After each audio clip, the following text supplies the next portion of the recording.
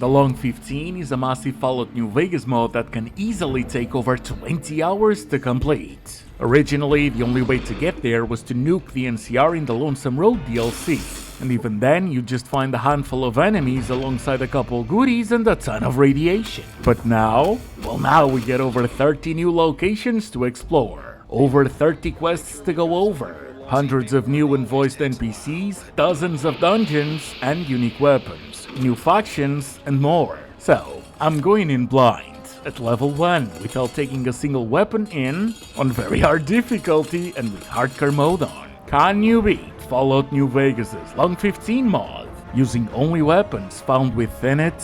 A tickle to the brain and a weird dream later, and the tale of Don Cow begins. With 10 in endurance, 9 in strength, agility and luck, and 1 in perception, charisma and intelligence. Our best skills are guns, lockpick, and melee weapons, and the traits that most define us are Built to Destroy and Wild Wasteland. Doc Mitchell patched me up, gave me my belongings back, I got all of the goodies that both the Good Doctor's house and the town of Good Springs had to offer, met Victor, started collecting skill books, and anything that could be helpful.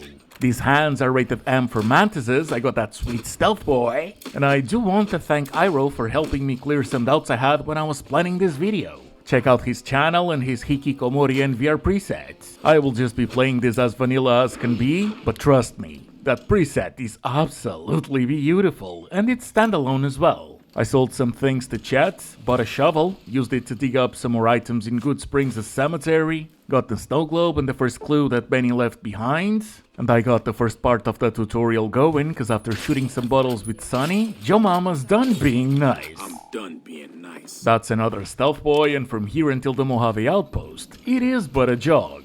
Gene skydiving had some miscellaneous loot. I passed through Prim without engaging with the escaped convicts or the nearby jackals right past the town, and I found a traveling merchant by the outpost. We've arrived, and I found the first new NPC. Hey there.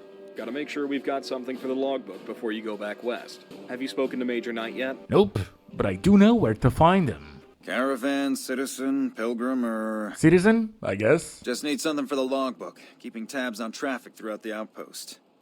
Although mostly just in, not out these days. Outside, we find the first named character of this mod, Elias Turner. Hey you! Can you help me? Please, I'm trying to get home, but they won't let me through the gate. What happened? I hired a courier to take my paperwork in ahead of me, and I'm pretty sure I got scammed. DRC paperwork always takes a while, but it's been weeks, and I haven't heard anything. What's worse, I heard rumors that some troopers are looking for someone by my name. I bet the bastard took my identity. To help Elias get his paperwork, we also need to help him clear his name. I don't want to walk into Baker and get arrested, or worse, because an Elias Turner scammed someone else in town. We also learned that Baker is a cool town, that it used to be a pit stop, but that it is growing fast. He warns us about some shady characters near a highway and says that the gift shop is a tourist trap. But he also recommends we check the gyro place and the huge thermometer. We made the deal for 250 caps when I deliver the paperwork, and he will even throw another 500 on top when he gets to Baker. Sounds great. Just follow the 15 and keep going west. It's a long walk, but the biggest danger is boredom. This should be easy money for you. Something tells me it's not going to be that easy, but there's only one way to find out. Long 15, here we go. Very well. Let me take a look here. Okay, it looks like you've been logged. You can pass on through. Have a nice day. Thanks, Bon Jovi. The first location we come across is right by the gates, the Brahman hitching post. Percy was the first person I saw. I couldn't pass a single skill check, so I just kept meeting people, like Toby. Murrock, Vin McCarran. Served in the Mojave. Did a good job taking out fiends and cons from North Vegas. Beat the cons decisively in the Battle of Bitter Springs. Battle? Yeah, it was a battle. A battle between civilization and savagery. And we won. I don't want to hear any talk about how it was a massacre. Oh no, there's a baby Deathclaw and a mother Deathclaw outside my door. I can't kill them because they're women and children. That's what you sound like. All cons are combatants.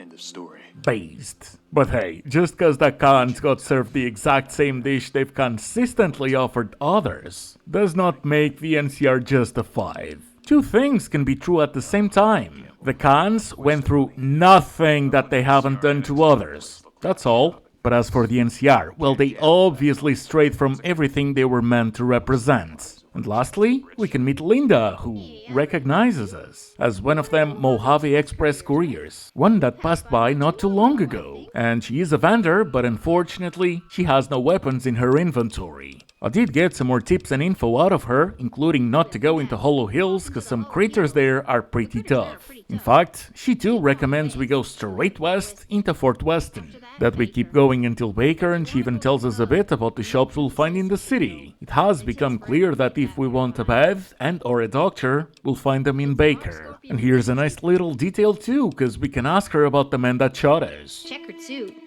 Like black and white? No one of that description came through here. Sounds Vegas, though. As for the cons, I haven't seen any pass through here. Really ever. We also hear a couple of names that will be important later, like Colonel Royez, Hightower, and Stanton. Well, the two big shots around here are Hightower and Stanton. You could get employment with them easy. Alternatively, there's always the merchants at the Hawaiian King. But I don't really trust them. Thank you, because I will take on every single quest that I can find. We can ask a bit more about these big shots. Hightower is the CEO of the Water Merchants. He's the big shot. More powerful than some senators, she says. As for Stanton, he is a Brahmin baron, but one that basically owns Baker. He's had some lawsuits filed against him, but those weren't the first, and they are likely to not lead anywhere. Another big player is Baker's mayor, but she doesn't know much about him. Just that for some reason the town hall has been locked. That is plenty to get us started, and right by her shop near a campfire there is a traveling merchant, and he's got a knife and a frag mine. This is beyond atrocious. I wouldn't have it any other way. I also got me a motorcycle helmet, cause every single bit of armor matters, especially cause I want to go exploring. And the first location that I find is Hollow Hills East. It's only fitting to go over the one place I was told not to explore. Well, not really. It's Hollow Hills proper that she was talking about, but everything in its due time. For now, we're just going to get introduced to the first new enemy of the game, a rattlesnake. It just kinda stood there as I poked it with tetanus, but 25 XP is amazing this early. An early gecko would have been what, 5-9 XP in comparison, I think? And right after, I see another new creature, a spotted iguana. Considerably weaker than the rattlesnake, it got me 1 XP. At least I got an iguana egg out of it. I was also able to cook some iguana and rattlesnake bits, and there was some canned food laying around that I gladly took. And then, on the distance, those are some big boys. Linda did mention it was rat scorpion breeding season, and I've got no intentions of turning back, so let's give them a go. The small bark scorpion was pretty easy to deal with. Thank God that VATS double all melee damage, and those bark scorpion glands should fed a pretty penny too. The big one ran away for some reason, but before I knew it, I had another 2 small ones coming at me. And then a much stronger, or rather tankier, but also small red scorpion. As you can imagine, going head to head with the big boys had a different outcome. But as I kept trying, sometimes only one of the bark scorpions would chase me. And if there is one thing that I know about melee in New Vegas, is that if you act like a fiend, you can get your way. Just don't stand still and keep spamming that attack button. Do a couple of laps around the enemy, and man, those were way too many hits for only 25 XP. But it did get me to level 2. I rounded melee to 50, lockpick to 25, and took the confirmed bachelor perk for that extra 10% damage against the most common enemy in the entire game. Man, as I kept trying to exterminate every single scorpion, I found me a rock that I could climb. That's enough for them to leave me alone. I can recollect my thoughts. The plan became simple. Run, berserk it, and run back if or when need be. And I was making great progress, at least until the bark scorpion hunter showed up. Oh, and for some reason, this one isn't lazy. It actually chases me up that rock. So I, gave up. Gave up trying to pass that one. But I didn't turn back. No, I just made a run to the Hollow Hills cave. Inside, the first thing that I see is the dead Morton mercenary. Morton is the mayor. But right now, all that matters is that I got a laser pistol and some energy cells. It beats a knife, that's for sure. And I've also decided to switch my lightweight leather armor into the specialist light rig that I just found on that merc.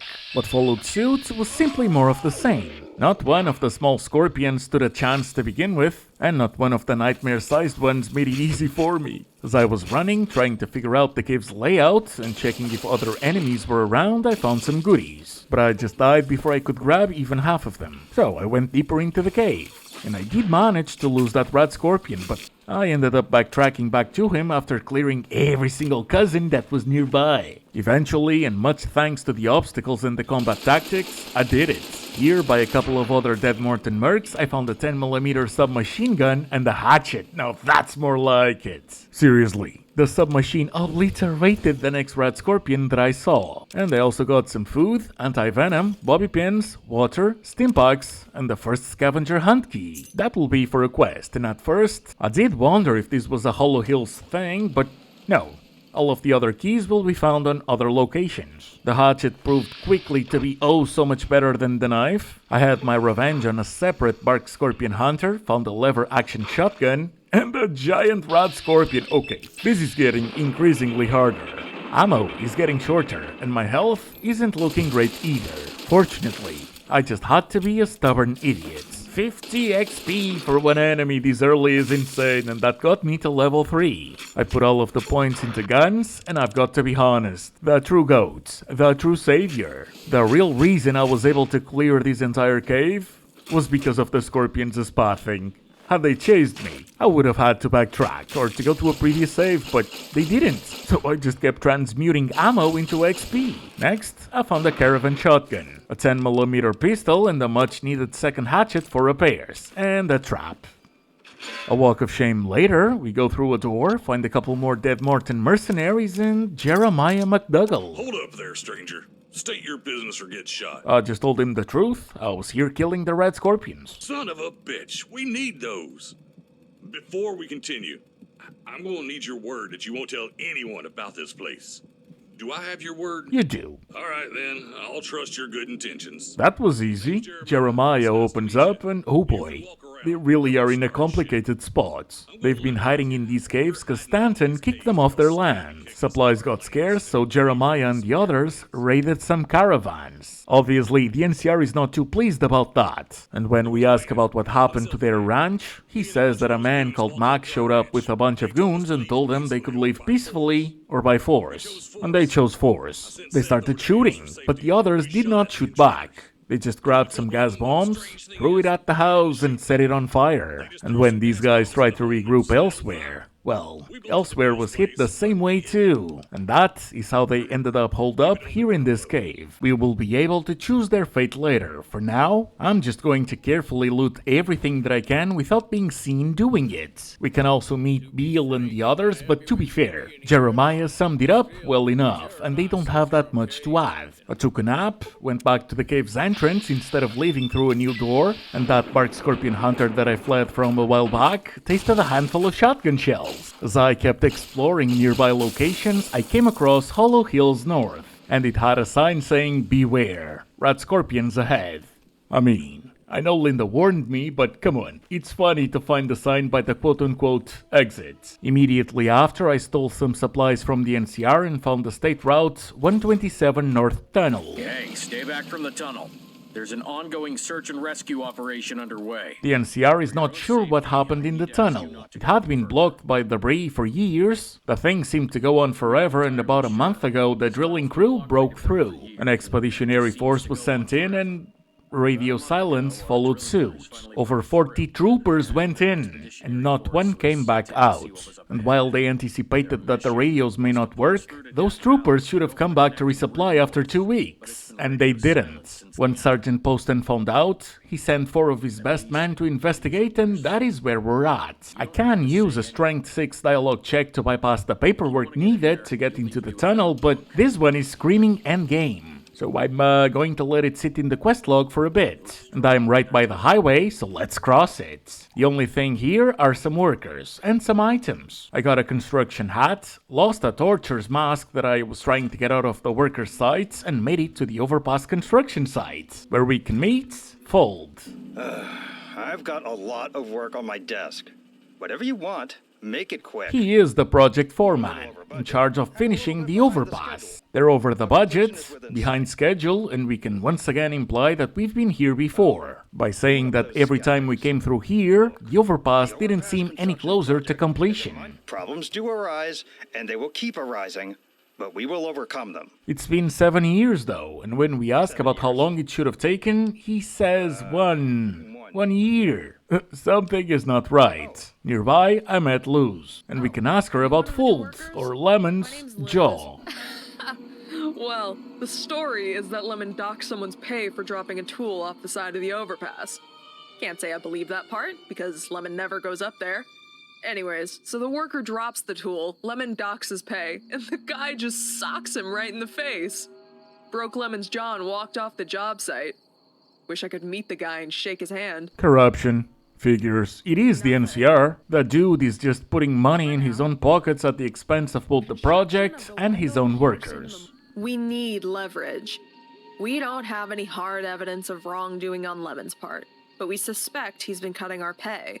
It's not normal for a check to be different amounts every month, right? We learned that the project is being partially funded by freak Stanton, and that there are some rumors about him slow-walking the project intentionally, but Luz doesn't bite that theory. As I'm going through the buildings trying to find proof, I found some desert salad and used the sink to regenerate all of my health. Meeting O'Higgins confirms what we already knew. Lemon is not pushing anyone to finish the work, and they're being paid regardless. And so, as soon as the game told me to confront him, I did. Shit.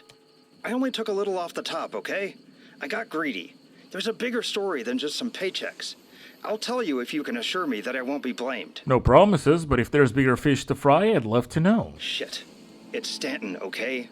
He sends the money to keep things from moving too quickly. He puts a lot of money into Baker, and he does a lot of good things for the people here. A completed overpass will lead to the NCR clearing out Kelso and making a new highway south. That means traffic can avoid Baker, and I-15 risks drying up.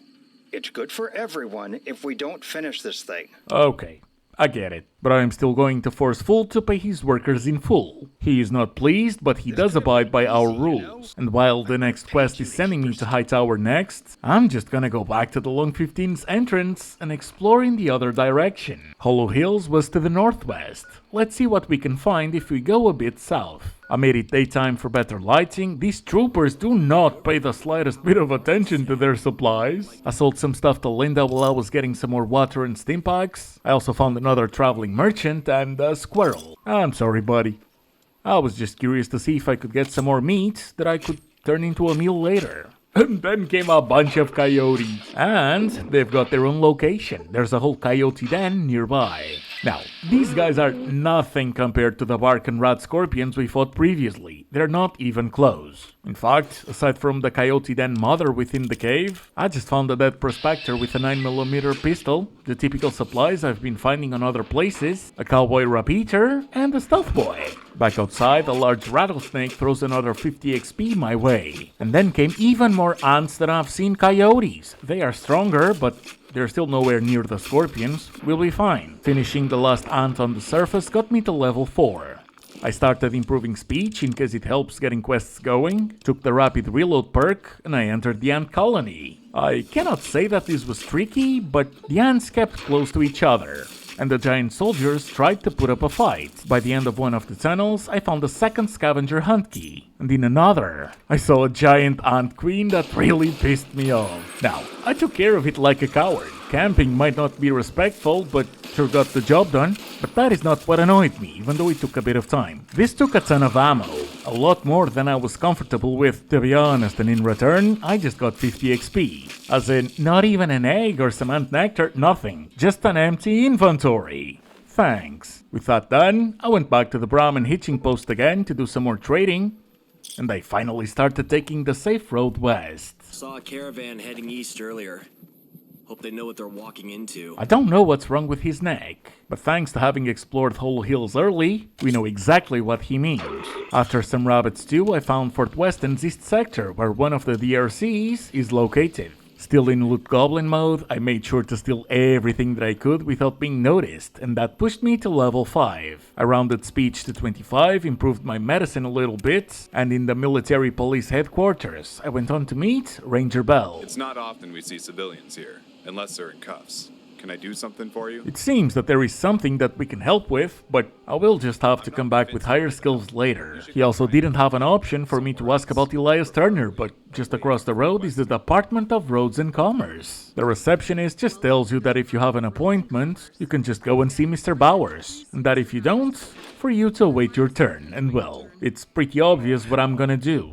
I'm really very busy. What the hell do you want? We can explain to Bowers that Elias has had his identity stolen, to which he replies that that is quite a coincidence. The DRC just received paperwork for the arrest and processing of an Elias Turner in Baker. And since we are reporting a crime, we were told that our best bet would be the Baker Sheriff's Office just up the road. Or to try Colonel Royez and see if he's willing to spare some men to assist us with the whole ordeal. Bureaucracy led us nowhere, except to an odd job. We've got an opportunity to do some paperwork. It's paid work, and it will only take me but a couple clicks, so sure, will help. The dude also says that he would much rather be looking at magazines with pictures of pretty ladies, and that he would much rather have the mayor use his influence or be bribed by Stanton than to have all this paperwork to go over. Anyways, 200 NCR paper monies later, and I got a paperwork exhaustion debuff, -2 to charisma for 15 minutes. Well,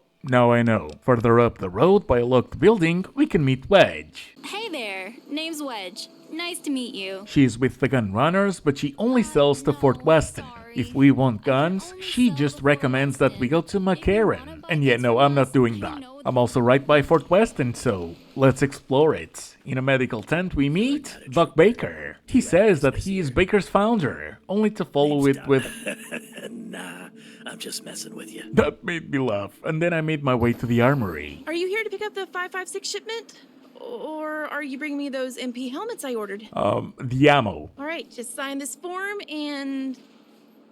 you're screwing with me. I mean, if you could ignore me as I loot everything I deem useful, that would be pretty helpful. And these guys have a ton of stuff. Power armor, which I'm not trained to use, a lot of NCR attires, a ton of service rifles and ammo, plenty of 10mm pistols and frag grenades as well. Outside, I met another NPC, Atwood. She needs me to find a functional vertebrate rotor in order for her to repair a vertebrate. I'll just keep that in mind, and if we need to repair a weapon, we can just ask her. Next, I met Rushing Waters. Welcome to Fort Weston.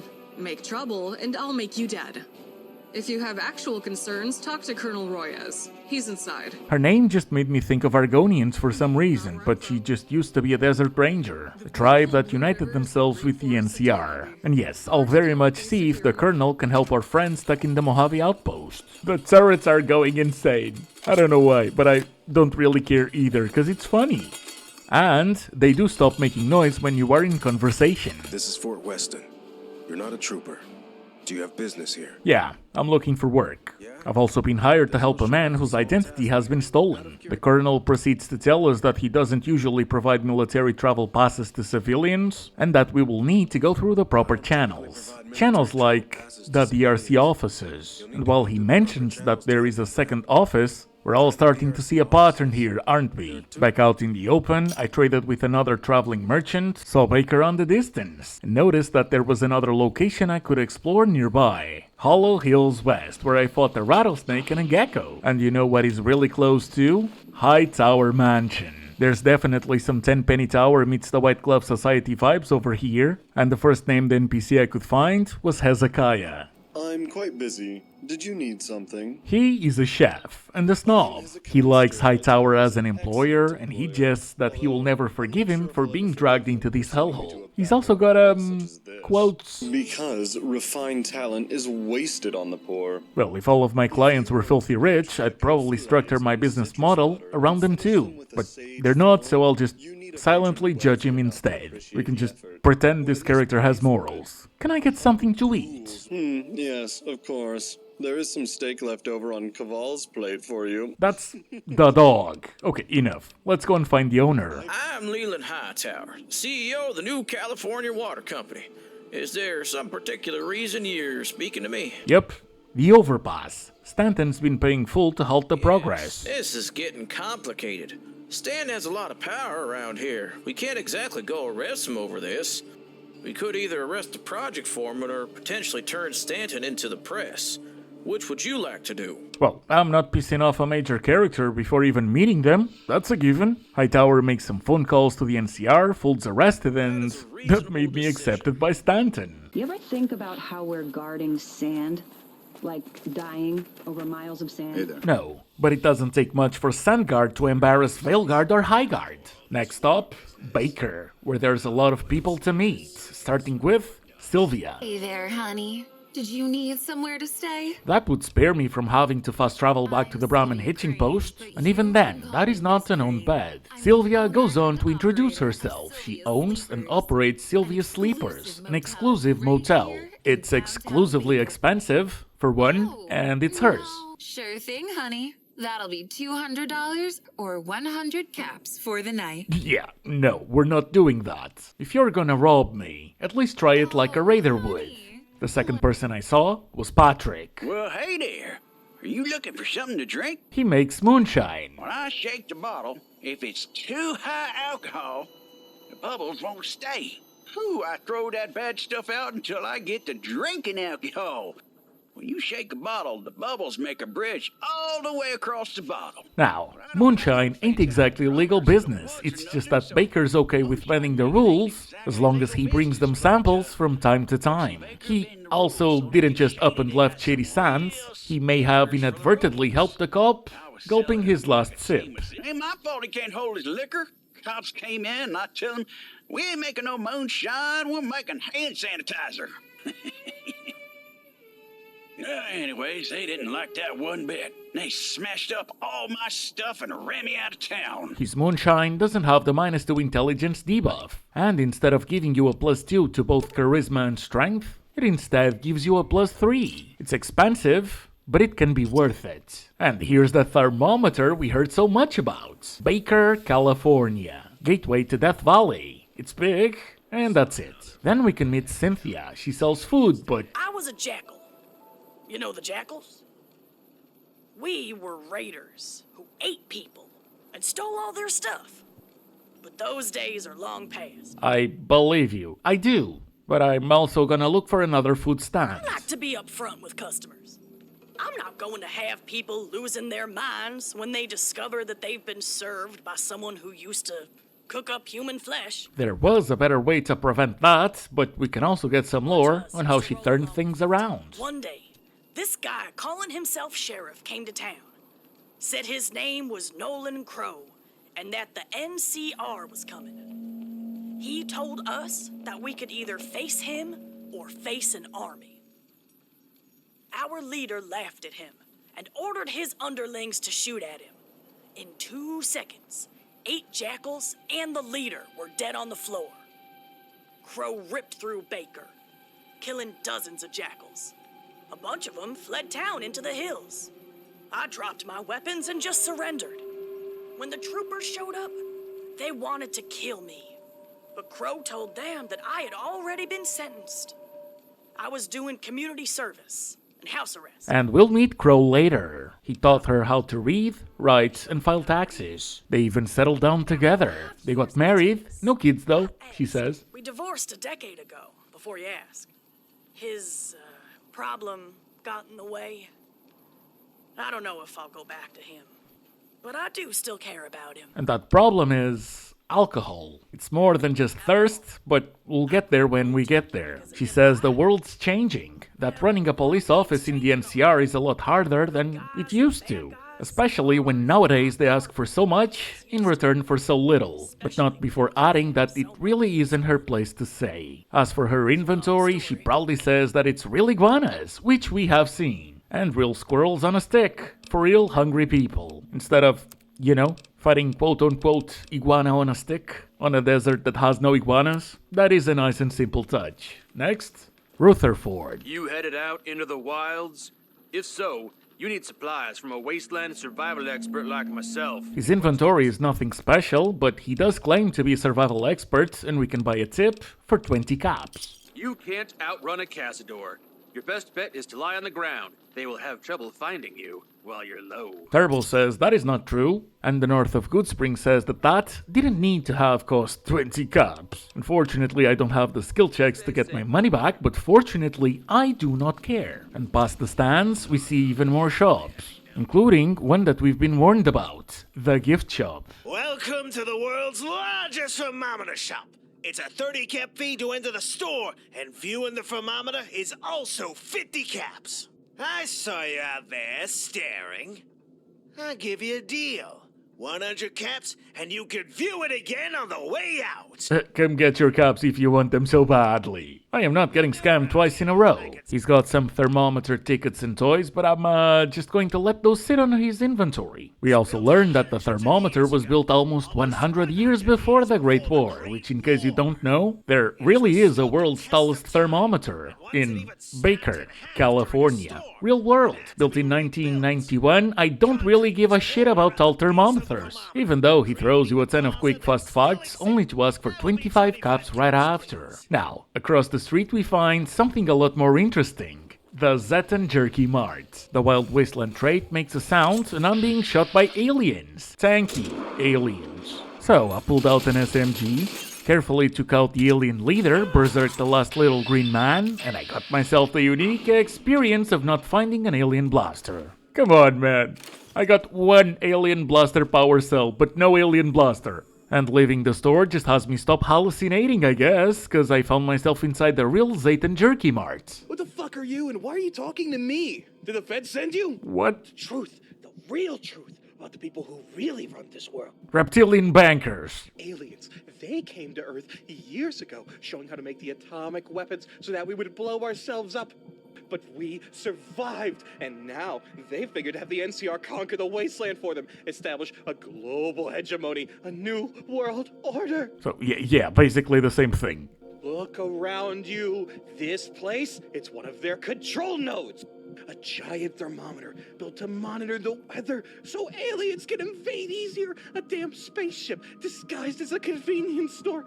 It's no coincidence that people have been seeing aliens all over in the NCR. I mean, we did just see aliens. In all those wars, people actually believe that the Brotherhood of Steel still exists. They are long gone, spirited away in spaceships. The ghosts in Baja, rogue aliens defecting from their war in space. NCR has been sent to kill them. The Legion? Shit, you think the NCR didn't have a hand in that? They sent Caesar in, infiltrated the followers, wanted to make them look bad, because they're the only ones who know about their deep state plans. Then he found out, went rogue. The only reason the NCR is having this war with him is because he realized the truth, and he's leading the resistance against them. And that is why I support his goals of destroying the NCR wasteland hegemony. You kinda lost me there, buddy. Bunker Bob will need a bunker. We can also interact with the Kimball booth. It ain't much, but it's eye candy with a couple voice lines. And behind the desk, we can meet Louise. Hey there. Welcome to Stanton Jerky, home of galaxy-famous food and out-of-this-world deals. Here, a free sample for a first-time customer. Thank you. We can ask for another one, but it seems that Bunker Bob has already squeezed the shopkeeper's good graces. And speaking of which, even though Bob's one of his best customers, he's been scaring the tourists. So, we'd basically be killing two birds with one stone by finding a bunker for Bunker Bob. And that's Stanton Jerky? It's just ramen meat, supplied by Stanton. Louise used to have a small stand right in front of the hub's university. He almost even had a deal with the NCR to supply them with weapons, but as he puts it, a certain family came into the picture and he was pushed out of business. His family held at gunpoint. His stand robbed, and everything the goons couldn't carry, they destroyed. He tried to reach out to the Barons for a loan, but he was turned down. On the walk home, Stanton approached him, gave him $100, told him to feed his family, and invited him to discuss business. He set up shop here in Baker, and the rest is history. His weapons inventory isn't like what it used to be, but it's the jerky that makes most of the profits nowadays anyway. And so I got me a plasma rifle, a spacesuit and helmet, and some of that jerky. I sold some stuff I knew I wasn't going to use, and he wants to make a deal. If we can get rid of Bunker Bob, he'll give us a daily supply of Zayton jerky and even some ammo on top of it. Before doing that though, I'm just going to do some old item grabbing for alien power cells and the Nuke of Victory, and then it's back to Bob. And I just told him straight up, dude, you're in a shop, scaring off the customers. Oh, Bob needs somewhere to hide out. Help me prepare for what's to come. Will do. Well, I'll let you know if I see a bunker. Bob? Things are looking up for Bob, eh? I may even let you ride out the apocalypse with me. You could be my personal lackey. Across the street, we've got the pawn shop, and Juanita. Hello, welcome to the Baker Pawn Shop. But as she puts it, the real business is downstairs, which after taking a look at her wares, yeah, I believe her. And downstairs we find that Baker's got an underground casino. I had to insist with Grill, but he ends up sharing that Nut and Lunch are NPCs that might have some work for us. And then, it's blackjack time. About 1,000 chips, made use of my luck 9, and we get banned from winning too much at a mere 2,500 caps profit. Look, pal, you're doing great, and we're all real happy for you. But you've been winning a lot, and we're a small operation here. Why don't you take this? A key to a bungalow over at the motel across the 15. Get some air. Take someone else's money for a while. Finally, an owned bath in the Hawaiian King Bungalow, which we'll visit in a minute. Next, I went into the Baker's community library, which obviously sells coffee. And to be fair, she had a couple skill magazines as well. It's just, you know, Fallout books aren't exactly like the Elder Scrolls ones. But with Wild Wasteland, we can ask her if she's got any favorite quotes she'd like to share. Here's a good one. A reader lives 1,000 lives before he dies. The man who never reads lives only one. That is from George R.R. Martin. Probably took him a month to come up with that sentence alone.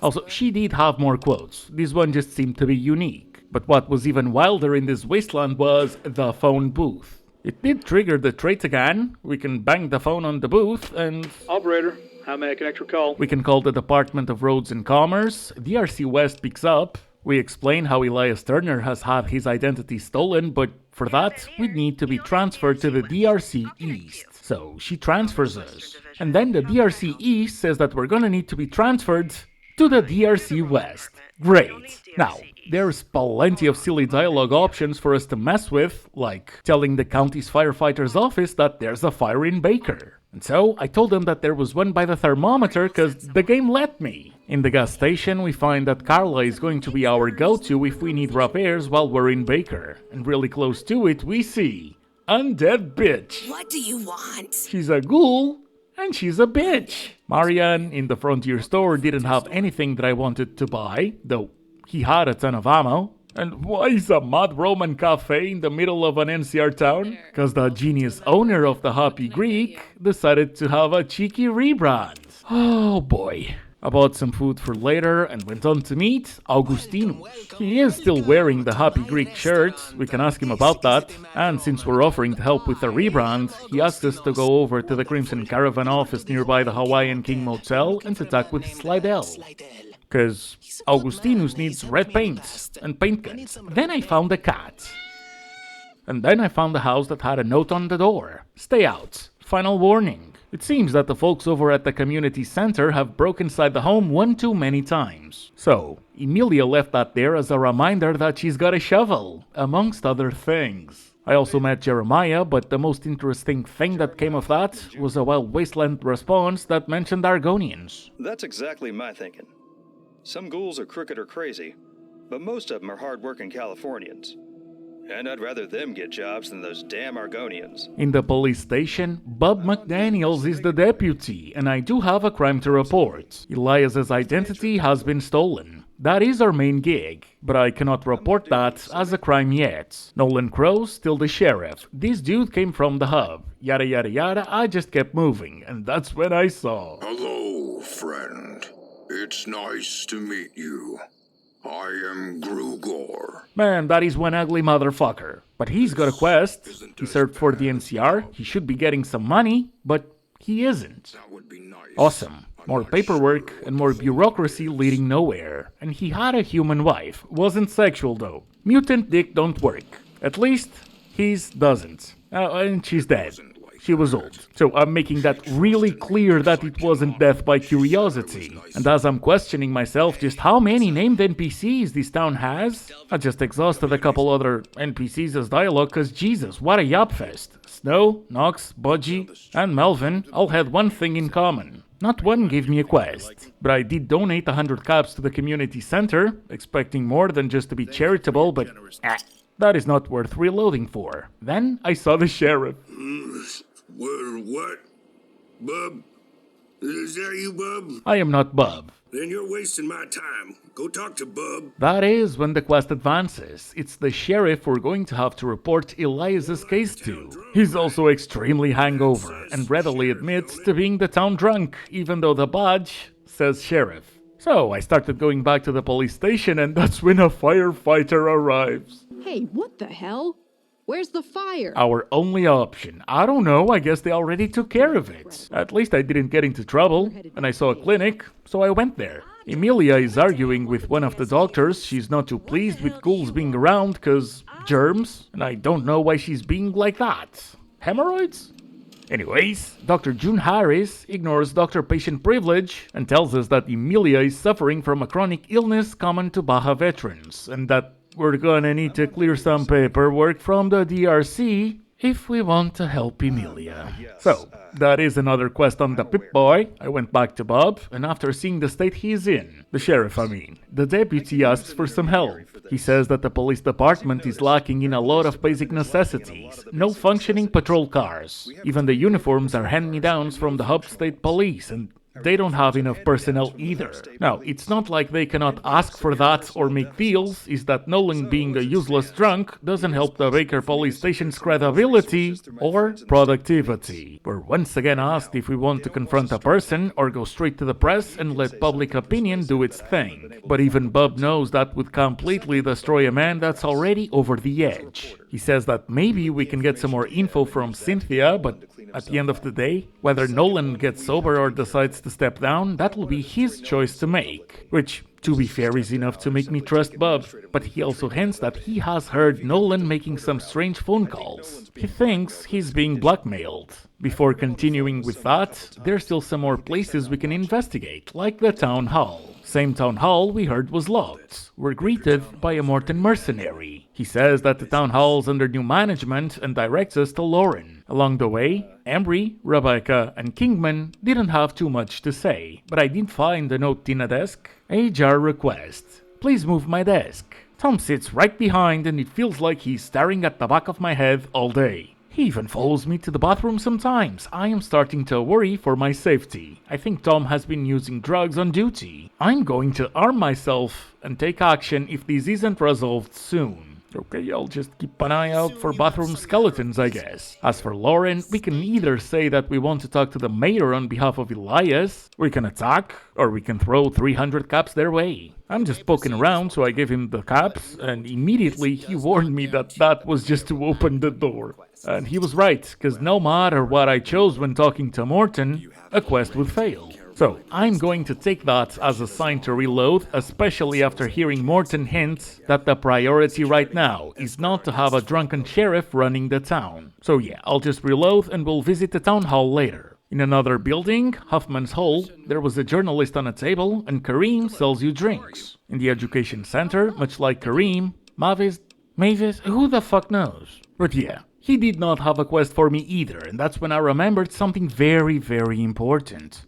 I completely forgot to cash out my chips. Here you go. And much like Good Springs, Baker's got its own cemetery. I saw an enemy on the distance, popped the doctor's bag, and it was just a small rattlesnake. In Morton compound, the mayor's house needed a key, and as I would come to find out later, that is because it will be part of a quest. As for the barracks, well, those had mines, and miscellaneous loot, and then more mines. After looting, I just left. You're back, and I'm, well, not proud of how you found me earlier. I guess I owe you thanks. Or an apology. Take your pick. When we ask what that was all about, well, rough day in a rough year. I get it, but buddy, it's not like you're enjoying the days off. Hell, it seems you're way past functioning alcoholic, and you're the sheriff, so Do you want to nuke a quartz or something? He just goes on to say that he's cut back substantially already, and that while he is ashamed, he's got no intentions of stepping down. Now that is an issue, because this can go both ways. He can quit the booze, or he can quit the badge. In fact, I just asked him how wouldn't Bob be a better sheriff than a guy that spends half the day drunk. And that is because he's good police, but wouldn't be a good sheriff, because this isn't the hub, Nolan says. And do investigations and build a case from a state government more than a day's walk away. The people here are out of control. Interestingly enough, when he mentions what's going on and why he thinks the way he does, he kinda does bring up an extremely good point. We are not talking about dealing with raiders or petty thieves. We're talking about dealing with suits. The kind whose money and influence can move a lot of corruption, among other petty crimes. And that petty has a double meaning. But Nolan insists that once he gets his drinking under control and his hands are steady again, that he will make sure to put down everyone he needs to. But as you can imagine, this is not just the sheriff telling you that there is no need for due process. Baker and the entire Long 15 can move a lot of profits. To see if he's only invested in Baker or if he's in the middle of a big player's payments, we'll just have to keep poking around. And extremely close to Baker, we'll find a place that not only we've heard about, but where a certain bungalow and many other people await, the Hawaiian King Motel. I got some Psycho and Steam packs from a traveling merchant, met Arnie on the front desk, and for 250 caps, or 600 NCR dollars, we can buy a room, which I don't need, but I want it. And there's a couple offices nearby, like the Crimson Caravan one that we've talked about with Augustinus. Thing is, Slidell wants 600 caps for paint. Fuck. Have at it. We'll go back to the Mad Roman later, and in the next building, we've got the Fargo Baker office. Now, I know that's a competing merchant faction from the original Fallout game, the Fargo Traders, but I have never gone over the original games in detail. So it's best I just leave that for someone who would know what they are talking about. However, I did get me a Ripper from Aniello and Matt Duck. She's got some unique foods and drinks, some of which I'll bring along, and the next door leads to the 9th Island Bar and Grill. It's just another restaurant. I kept buying cards for no reason, on top of foods that don't exist on the base game, but when you try to leave... Yeah, I don't think so. Finish your food before you leave, or I'm gonna bar you... that is new? Reverse takeout? I mean, no, I didn't bring the food in. What, are you afraid I wouldn't return the Tupperware? Oh well. I did find the bungalow. Got the well-rested bonus, and the Steam pack, and met Joseph Banks. Can you believe that fucking guy? The Mad Roman? Who does he think he is? I mean, it is funny, unless you are NCR, which everyone here is under. And this isn't just Joseph, this is Sergeant Banks. He's just not on duty. He wants us to, undo the renovation. Or to see Augustinus on a cross so he can see how much he likes the Legion truly. All the troopers are boycotting the cafe, as it is. Might as well give it a go and see if the dumb bastard prefers profits or rage bait. I used the speech magazine, took some mentats too on top of it, and that was enough for a dialogue check to tell Joseph that we're gonna do this without killing the guy. And it is a dialogue check, so of course he agrees. Also, Sergeant, thank you for your service. Say it again, I swear. Say that one more time. Watch what happens. I warned you, dumbass. Thank you for your cervix. Clearly this guy needs his off-duty vacation. There's a pool and everything. I'll just reload and help him turn the Mad Roman back into the Happy Greek Cafe. That seems like the good choice to make. As for the other room, the one I bought, well, it's bigger than the one in Novak.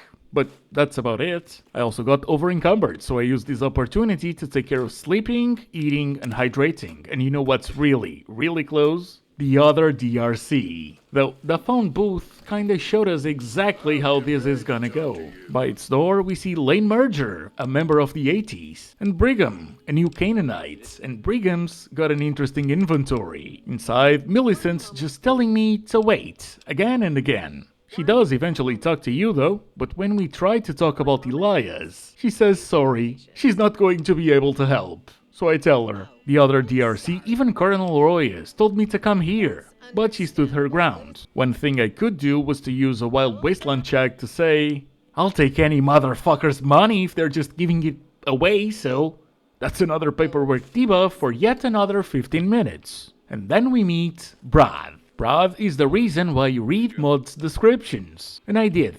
Don't try and do stuff out of order. But here I am staring at Brad with Elias, Emilia, and Grugor all needing their paperwork sorted. So clearly, nothing will get done. But I can tell you right now that everything worked out. I just had to go through the quest log as I felt like it, and eventually Brad will act right. So I kept going, and I noticed that there was another location nearby. So I started heading towards it, and that's when a Woozer radio signal was found. I tried checking it out, but all I got was static, so much like everything else, we'll find it when we find it. Next up, Baker's Community Collection, where they've got Xander Roots, Brock Flower, and a locked safe I cannot open, alongside some more miscellaneous loot. The terminal does mention a turbine malfunction. Okay, I'll contact maintenance personnel if I find any. Next location, and I will visit every single one, is Stubbs' ranch.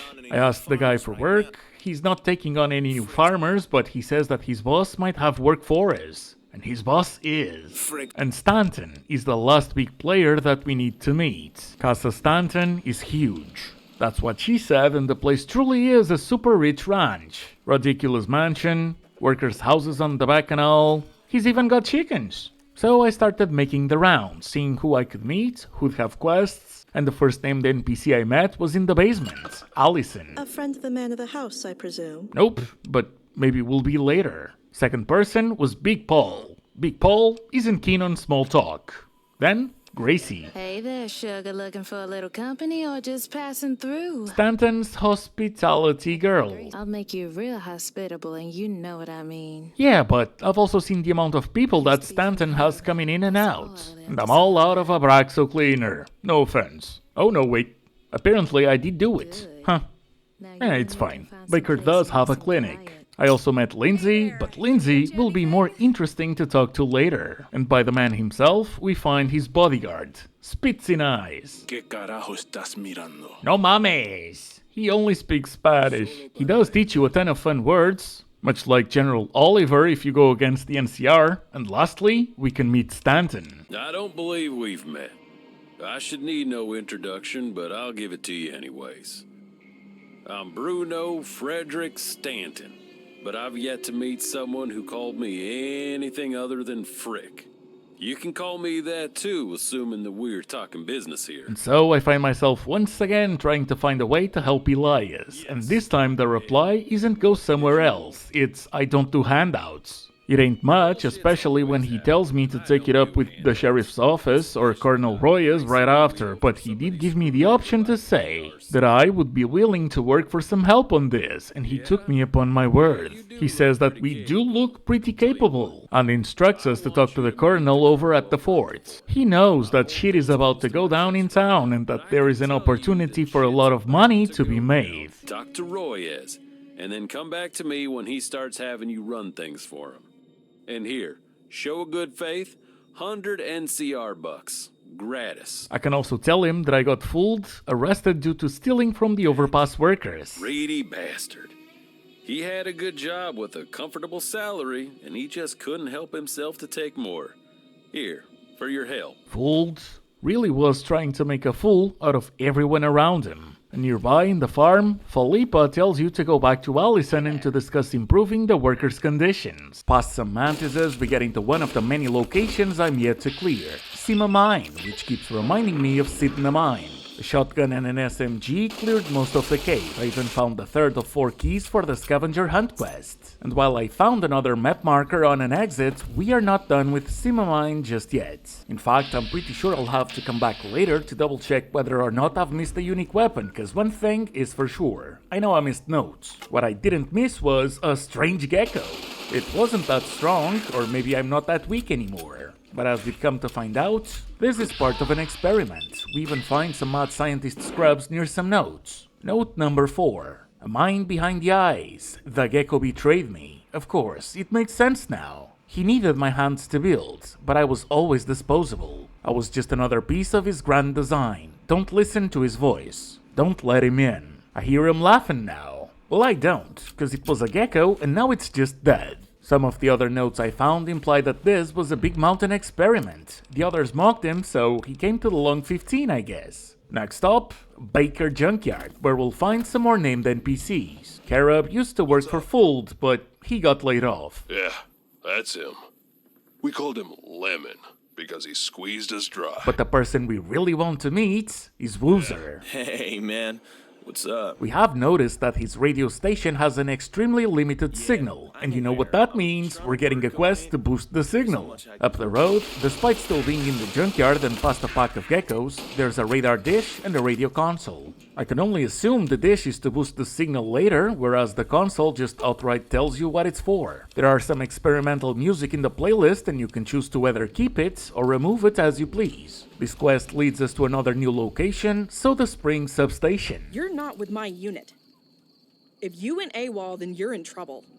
If you deserted, then you're in bigger trouble. Pretty sure I just used the dialogue check to lie. I don't even know what R&R means unless it's running and researching. Those two we've done plenty of, but what matters is we've been granted access into the building. We are told not to bother the troopers, and we found Mikhail, an engineer who asked us if we could reset the security terminal and clear the security bots in the lower levels. As you go downstairs, you are immediately greeted by a RoboBrain and his Protectron buddy. Mr. Gutsy's turrets and more Protectrons followed suit. The Reaper came in clutch, and then we get into this room. Fucking hell, does Melee have its downsides. And I'm staring at sentry bots now. I died more than just a couple times, but just like anything else in this franchise, with a bit of patience, you will get your way. And this got me to level 7.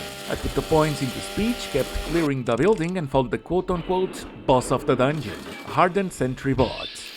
Surprisingly not as ruthless as fighting a RoboBrain, while two turrets keep trying to turn you into Swiss cheese. Then again, when you close the distance and you don't stay put, enemies kinda act stupid. Once that was done, I used the mainframe terminal to redirect power to the radio station, and I forgot to reset the security. But that's fine, because that is what the quest log is for, to remind you of things you shouldn't even have forgotten. I also have no more doctor's bags, and my limbs were damaged, so I went back to the clinic and asked Dr. Harris to patch me up. And only now did I realize that there's an entire second floor to the clinic. Upstairs, Dr. Liz Archer 2 will have something that we can help with. There's two men laying in beds on the opposite side of the room, and these men are marked men. These are our most difficult patients right now. We found them just south of Death Valley, after a freak storm from the Divide.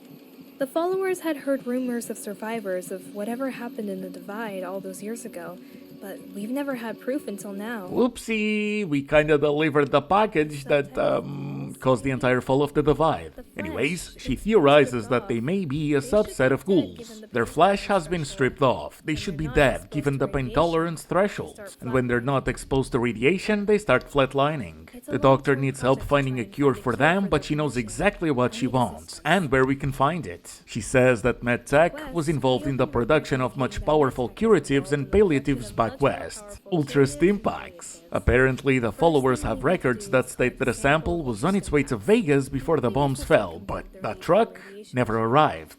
And the name of the mod should be enough to let you know where we'll be going eventually, since the Long 15's a vanilla location in that same DLC, Lonesome Road. She also healed my limbs, and I saw an option to donate money to them. I thought maybe I'd get something for it, and I did. I learned not to throw 2,000 caps on goodwill. A gentle reminder, but at least that got me accepted by Baker. Then I went back to Woozer and told him that the radio station's range should be much larger now. No kidding. You freaking did it, dude. The whole world can listen to Woozer now. Well, like maybe not the world, but a lot of people. I don't know if the music's copyrighted, so here's a bit of Woozer just talking. Well, folks, the boys in khaki ain't real happy. The Greek joint in Baker decided to rebrand as the Mad Roman, and the NCR ain't having it. Boycotts, protests. Seems like a dumb hill to die on, but hey, people love their grudges. I, for one, like my heroes. And it was only now that I remembered to go back to the substation to finish the other quest. I guess I'm blind, because the other terminal was just in front of the previous one. The lockdown's been lifted, and Mikhail's happy. Well, here's what I'm authorized to pay you, plus a little extra. I'm pretty sure you just earned me a raise, too.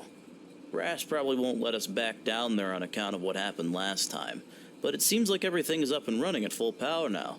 Let's hope it stays that way. Then came the southeast bit of the map, starting with the Solitaire gas station, which only had a couple MORADs and some miscellaneous loot. That was quick, but at least it had something, unlike the Mojave National Preserve, that was just a map marker. But on the distance, there is a couple buildings and a pack of Night Stalkers. There was a bit of a glass cannon over here. If the Night Stalkers hit me one too many times, yeah. But alas, the Ripper prevailed. We got some precious XP and discovered the Desert Research Center.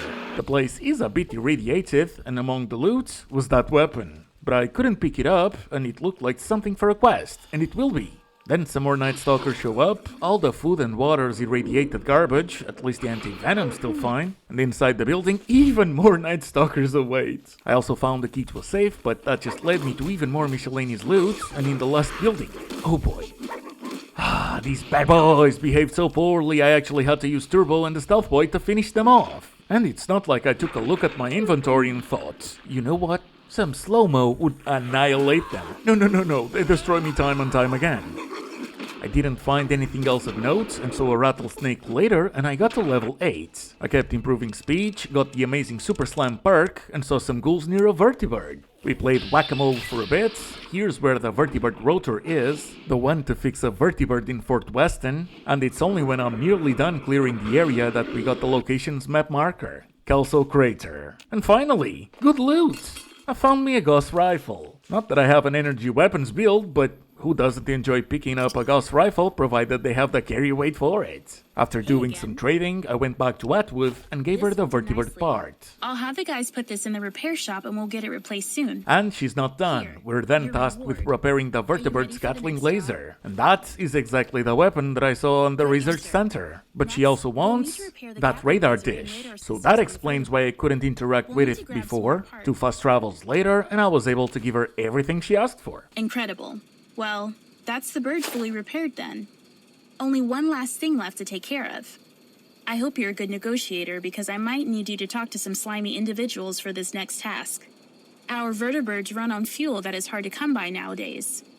We've been able to refine maize into a low-quality alternative fuel source, but we need big quantities. Either we secure at least 30 units of maize, or we work out a deal for a more steady supply, and since I'm here, I might as well go and check on Colonel Royez, see the turrets do the weird thing, and tell him that both the RC offices refused to help when we tried to explain that Elias had his identity stolen. Cannot come back to the Long 15 until the situation is resolved, under penalty of being arrested for what the fake Elias has been doing under his name. And instead of granting an exception or investigating the matter, he sends us to Stanton to see if he'll take him as a caravaneer so the colonel could justify the military pass to a civilian, through the exclusive circumstance of an existing contract between Stanton and Elias. Alternatively, it seems we can just go to the mayor, which last time I checked, he's not gonna be doing anything unless the Baker police station sheriff situation is resolved. Or we try the police station, but that is just the same situation. So let's keep going and focus on that maze for now. I went to Stubbs' Not the Zombie Ranch, because I might as well try and hook them with a steady supply. Now, this guy wants an increase of 20% per unit.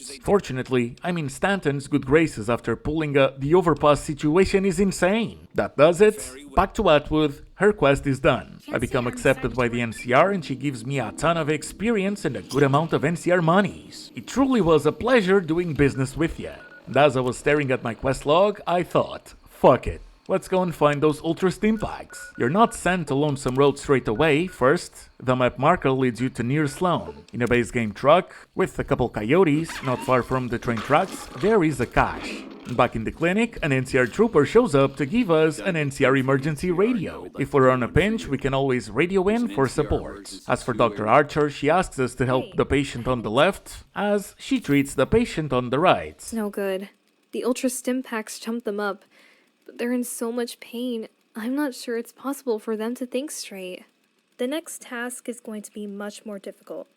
I've discovered that the Ultramed X was sent to a military base near Hopeville. That's in the Divide. You want me to go through the Divide? Well, I didn't sugarcoat it. I can only authorize another 200 caps for such a dangerous trip. Damn! Doesn't even pay much. Well, let's explore a bit more here in the Long 15 then. A couple ants brought me to level 9. I kept improving speech and I made it to the Rainbow Wells lava tubes at Deathclaw Den. I popped the stealth boy, made a run for the cave, and they saw me. There is no chance in hell that I'm clearing this cave as it is. I can't even take care of one deathclaw on the outside, so I'll be back. And speaking of places that I'll go back to, in Sima Mine South, I just saw some vicious dogs and miscellaneous loot, but really close to it were some map markers like the abandoned bunker. And then I started glowing orange because the last jackal had a flamethrower or some incendiary grenade or whatever the hell it was. All I know is that when she got up close and personal, all I saw was that she had a lead pipe before I turned her into a deluxe limited edition puzzle. And inside the bunker, the place really resembled a player home. It wasn't that big, but it's not like it was a tiny shed either. There was a locked door, and downstairs we find a unique protectron, Gort. Super Slam mopped the floor with Gort. The click of a button restored power. And before going back to Bunker Bob, I decided to go and check if Brad was feeling okay now. And he was. Emilia, Grugor, and Elias, all the dialogue showed up this time. Telling the guy that if he is so busy he can just sign the form for Emilia was actually all that it was needed for him to get this over with. I also had a note that said that Ranger Bell had a dialogue check, but no quest came from that, so back to Brad. As for Grugor, he hasn't been getting his pension, and the only thing that appeased Brad was me volunteering to help him with his paperwork. And even then, he tried to fuck with me. Oh, that's why I gave you the money for it. No, buddy, no. I want to help my peeps, even if that means a round 2 of the Boarfest. All right, fine. But only because your eyes are getting so red that I'm worried what a third round of work might do to you. Here you go. Gruger's paperwork, signed and approved. As for Elias, you guessed it. The DRCs are useless, either way. But hey, at least Gruger is happy. Thank you, human. This changes things for me. More than you know. I then went back to Dr. Harris to tell her the news about Emilia's treatment. Wow. Well, I will admit I am surprised. I suppose when you put your mind to something, you get it done. Inform Miss Hoffman we can see her at her earliest convenience. And so that is what I did. It's about damn time. Back to Bob. That's what I'm talking about. Let them laugh now, but I'll be the one laughing when they're pounding on the bunker door, making for old Bob to take pity on them.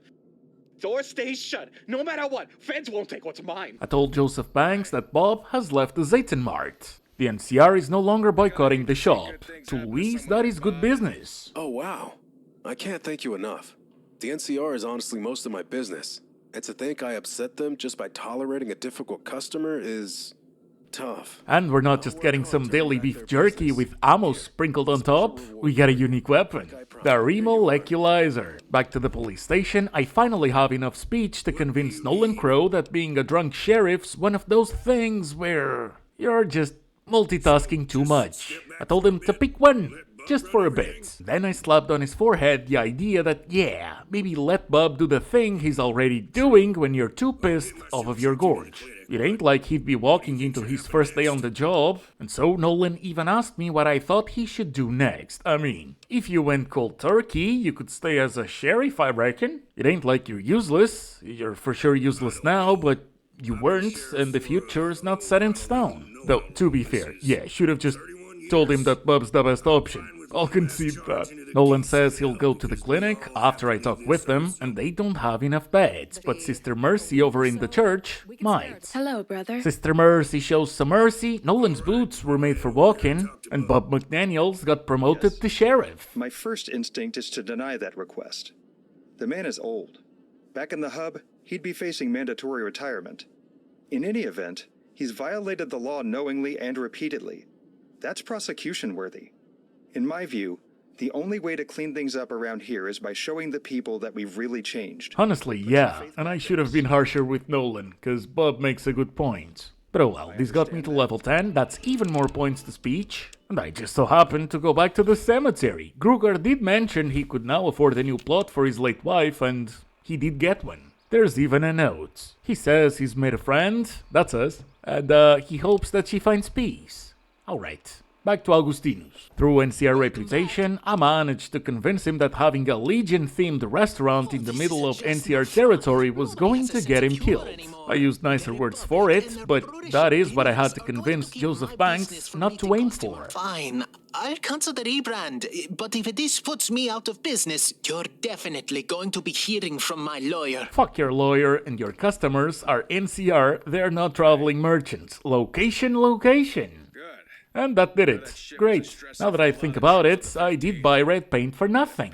Oh well, at least Joseph's glad. This got me liked by the entire town of Baker. And the next quest on my log leads us right back to the hacienda near Casa Stanton. Workers' conditions. Let's improve them. I told Allison that Felipa had that in mind. The main issue seems to be the possibility of a heat stroke, and that purified water is not something you'd want to waste. So she tells us to go and ask permission from Big Paul. Can we get some scaffolding up? Put up some tents, maybe? Fine. Fine. By fine, it's fine as long as I'm paying for it. 500 caps later, he will order it, Felipa's waiting for it, and she tells us to go and talk to Lindsay while we wait for it to arrive. Stan only allows us to sell more upscale booze here.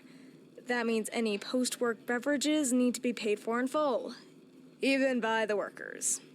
When we do the books, we're usually allowed about 250 caps for wastage, but honestly, we probably don't even use 10% of that. So, if we spend about 200 caps on some booze we can't sell, we can just file it under waste, and then just throw it away.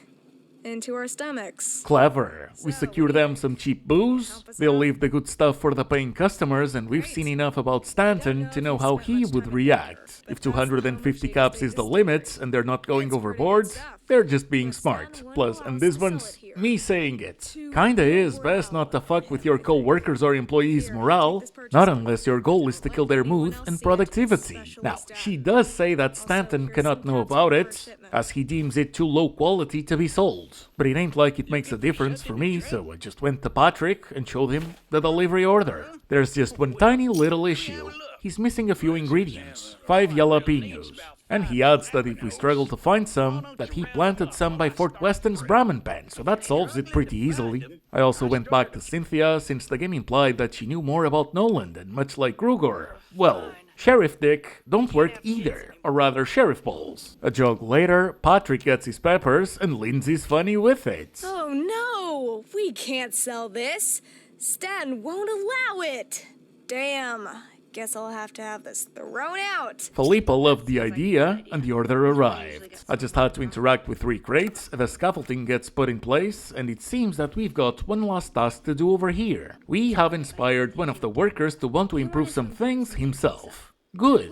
An NPC that does something instead of just asking for it as they walk in circles. Thing is, that worker went into Sima Mine to clear the mantises, and they've since reset, so I had to bash them into silence once again. The worker was fine though, it was a simple rescue. Felipa just thanks us, and I go to the Sima Cinder mine camp near the bunker in the south entrance. There was some good loot, but it was basically a skill book and some steam packs and ammo. Nothing fancy. And in the Mojave Megaphone, it was more of the same, but in an even smaller scale. So I just went back to the bunker to see if Bunker Bob had more rewards or anything, but he didn't. Just dialogue. And past some foxes, we see a destroyed ranch. Quite likely the ranch from the people holed up in the Hollows Hills cave. Next, I went to the Crimson Caravan Baker office and told Slidell that the Fargo traders are making some of the locals junior partners. He explains how they operate. They offer a sweet deal for distribution at low price, and once they get the partners' trust and learn of the important things, that's when they cut them off, and Fargo starts selling in their name directly.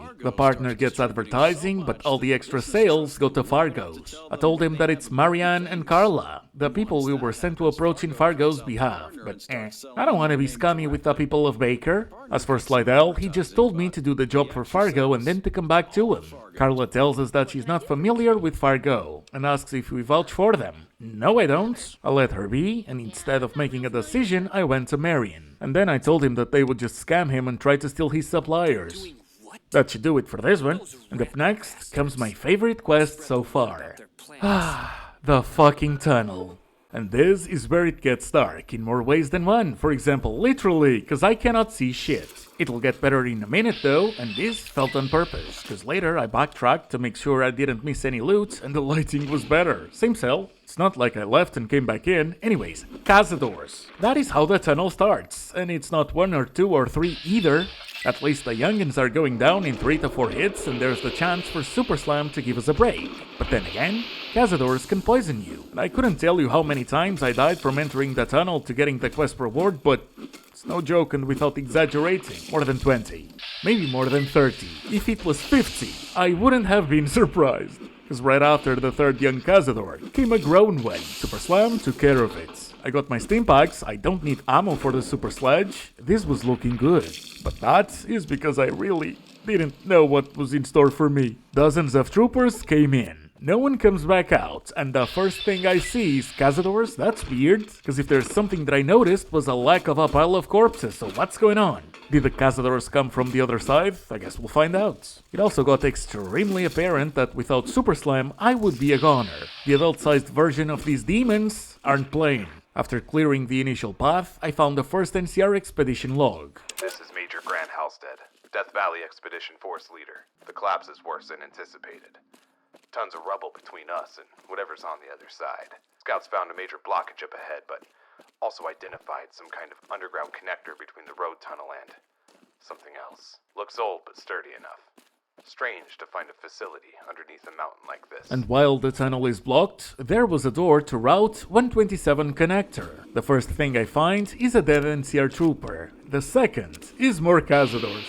As my stimpack reserves are getting depleted, I hit level 11. I rounded speech to 90 and put the other points into medicine. By the time I was down to 11 stimpacks, I see a large cazador. What do you mean it gets worse? Once again, I need to wait for Super Slam to be my savior, but given enough attempts, it's certain that it will keep on doing the trick. Expedition log number 2. Halstead again. We're setting up an FOB here to establish communications and dig in while we work on breaching the main obstruction. I'm diverting the main expedition force to temporarily explore this facility and see where these tunnels lead. After some inventory management, can you guess what I found next? Not cazadors, lobotomites. Surely that's better, right? Right? Not really. So far, I didn't really have to deal with 2 grown cazadors at the same time, and the second Super Slam takes care of one, I'm cleared to take down the other. Even the young ones weren't attacking in groups of 3. Well, it's different now because there is a fuck ton of lobotomites, and before I knew it, I had no other option than to backtrack and try to make use of either their pathing to put some distance between the lobotomite I'm trying to attack and everyone else shooting at me. And it took some time, but I did it. Then after the first group, came the second. I had to drop the super sledge back into the inventory because I didn't have enough health or stimpacks to berserk it. And that game forces me to backtrack to the same location I just did moments ago. Fortunately, the same strategy did it. Patience, reloading, and clicking to fire away. Thinking that would be it, I proceeded to encounter a third group of lobotomites. Except now my super sledge is about to break, and I've only got 2 stimpacks to keep my 6 super stimpacks company. This isn't looking good. But at least I was able to use the train as cover instead of having to backtrack to the corridors for a third time. And I also remembered to use turbo, and trust me, for me to remember to use chems, it usually takes an embarrassing beating, which that did happen. I also really didn't want to turn back to my stimpacks, call it stupidity, but it made for a better play, which in turn I hope makes for a better watch. By the way, we are nowhere near done with the tunnel, because this is when I see turrets on the distance, and a 4th wave of lobotomites, which now includes heavy lobota troopers. Sure, just give them power armor too while you're at it, Jesus fucking Christ. And I didn't even remember that NCR power armor doesn't require training, but let's pretend that I did that on purpose. Anyways, we hit the second turret, the last lobotomite, and we see a force field, and a door. The door leads to nowhere. We just have to go down a ramp to a lower level with a terminal that we can use to disable the force field. And then I read, Big Mountain Research Network, Z16 Testing Facility, awesome, exactly what I needed. To be halfway through on something that I thought I was about to end. Well, down the elevator we go. And if you think this was bad so far, I wasn't even being serious with the amounts of times I died in here. I truly lost count, but past the elevator door alone, brother, I spent 20 minutes taking care of every single lobotomite that kept coming. And they kept coming. This got so ridiculous that the only thing I could do was to go in, take care of 1, rarely 2, then I run back out, no one chases you back so you're safe. Then I drank some water, rinsed, and repeated. The good news is that I pretty much attracted everyone in this forsaken part of the laboratory to me. Eventually they stopped coming. I got a lot of good loot, did repairs, stocked up on everything that I could find, and I saw the third log. Halstead, log 3. The connector led to what looks like an old railway tunnel. God help us. It's a massacre. We're down 12 troopers already. The train tunnel was blocked, so I ordered explosives to be placed on the tracks and blow straight down. I know it sounds crazy, but the radio signal was right beneath us. Some kind of automated drone came out of nowhere. It must have been waiting for us. And when I entered the big hall, no one was there. To no one's surprise, I could finally loot and explore in peace. I ignored an autodoc because I decided to go downstairs instead of investigating 2 rooms up top. Mostly because I just thought maybe I'll find a small utility room, but no. It just seemed to keep going. But here's where I found a unique weapon, the proton splitter. Now that sounds great, because I do love me the universal protonic axe, so I'll very much take it. I'm also now feeling vindicative. And nearby there was a door to a control room. The game immediately warns us that we are in danger, yet all the doors require keys and there are no enemies coming after us. At least until you find the body of Major Halstead. His inventory gets me past the carry weight limits, and that's when the security system activates. A ton of robo-scorpions followed suit. Also, the Major had the 4th log by him. I tried a ton of weapons, died a few times. This wasn't nearly as bad as getting here, but their ranged attacks versus my depleted Stimpack stash? Yeah. So, I thought of looking around, and that gave me lots of ammo, even a missile launcher. I made use of my new toys. Of course, the robots aren't taking nowhere near enough damage. These ain't the damage type that they're weak to. But that is what the proton splitter will be for after we do the most ranged damage that we can. I even gave the Major's grenade machine gun a go, but at some point I just decided to run. I hid in one of the rooms so they wouldn't be shooting at me, and I just swung fast. Super Slam may hit. It did. And by tackling their numbers, they lose the snowball effect of shooting at me in the open. So that should have been the strategy from the get-go. Taking care of the last of them got me to level 12, I maxed speech, put the extra point into melee weapons, got the toughness perk, and listened to the 4th log. Final log. Major Grant Halstead. We're in what looks like a control room deep in the facility. Low on ammo. Down to just a handful of explosives. We're wounded. Exhausted. That damn drone is still coming. Tearing through whatever's left of my troopers. We'll draw it in here, set the charges, and blow it to hell. And in this room, I found the exits. But then again, there is still a couple rooms upstairs that I didn't check, so I'm gonna go over there before leaving. One just had the autodoc and some loots. The other led to what reminded me of Boris's high school. Mopping the floor with Codsworth's cousins was the one part of the tunnel that didn't give me a single issue. And while this didn't lead to any other unique items, I did find some flashbangs to keep my flare gun company, and all those might come in handy with Deathclaws or even tunnelers in Lonesome Road later. I also found, but ended up leaving a lair somewhere and some of the heavy weapons behind, but to be fair, I didn't just take their weight into account. Some were basically broken, others I didn't have enough ammo to justify its weight. And after finding a key and unlocking a door, reading a terminal's enough to get the quest going. Tunnel's over. Back to Sergeant Poston. Wow, this is unbelievable. If you weren't showing me the holotapes, I wouldn't believe it. We'll make sure Major Halstead and his troopers are given heroes' funerals with full honors. Thank you for helping them find peace.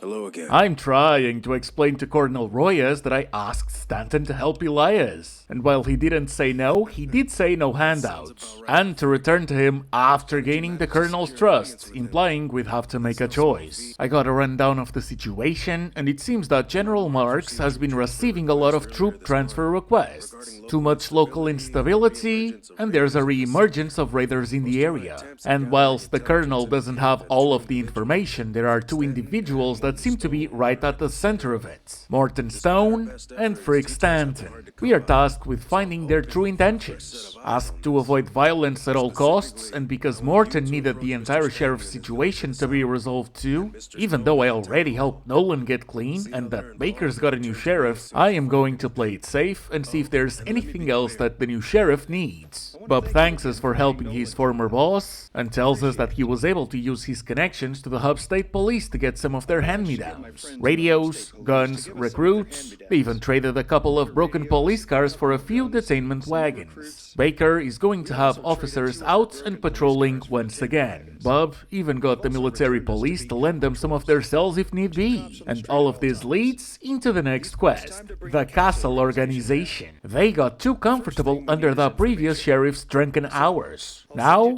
we take them down. Entire underground casino and all. We even got a sheriff's badge in case we want or need to be a little more persuasive than we'd be without it. To the black chip. Need something stiff to take the edge off? Or are you just here to watch some poor bastards lose their caps? Neither. I stay out of the local politics. All I know, that when the bagman comes, we pay up, and everything stays smooth. I bought a drink, so the bartender wouldn't suspect a thing, but when I asked about that bagman, he did not elaborate. So, I asked about the illegality of the casino, and sure enough, yep, they really believe that they will be fine as long as they keep things smooth. What they don't know is that's up to me, not them. And I've already greenlit a fuck yeah to Bob, so there's that. I flashed the sheriff's badge, and lo and behold, he's got answers now. We have to find Lunch and or Nut. They will be here at night, and once we talk to Lunch, he says that he has never heard of a bing bong. To be fair, neither did I.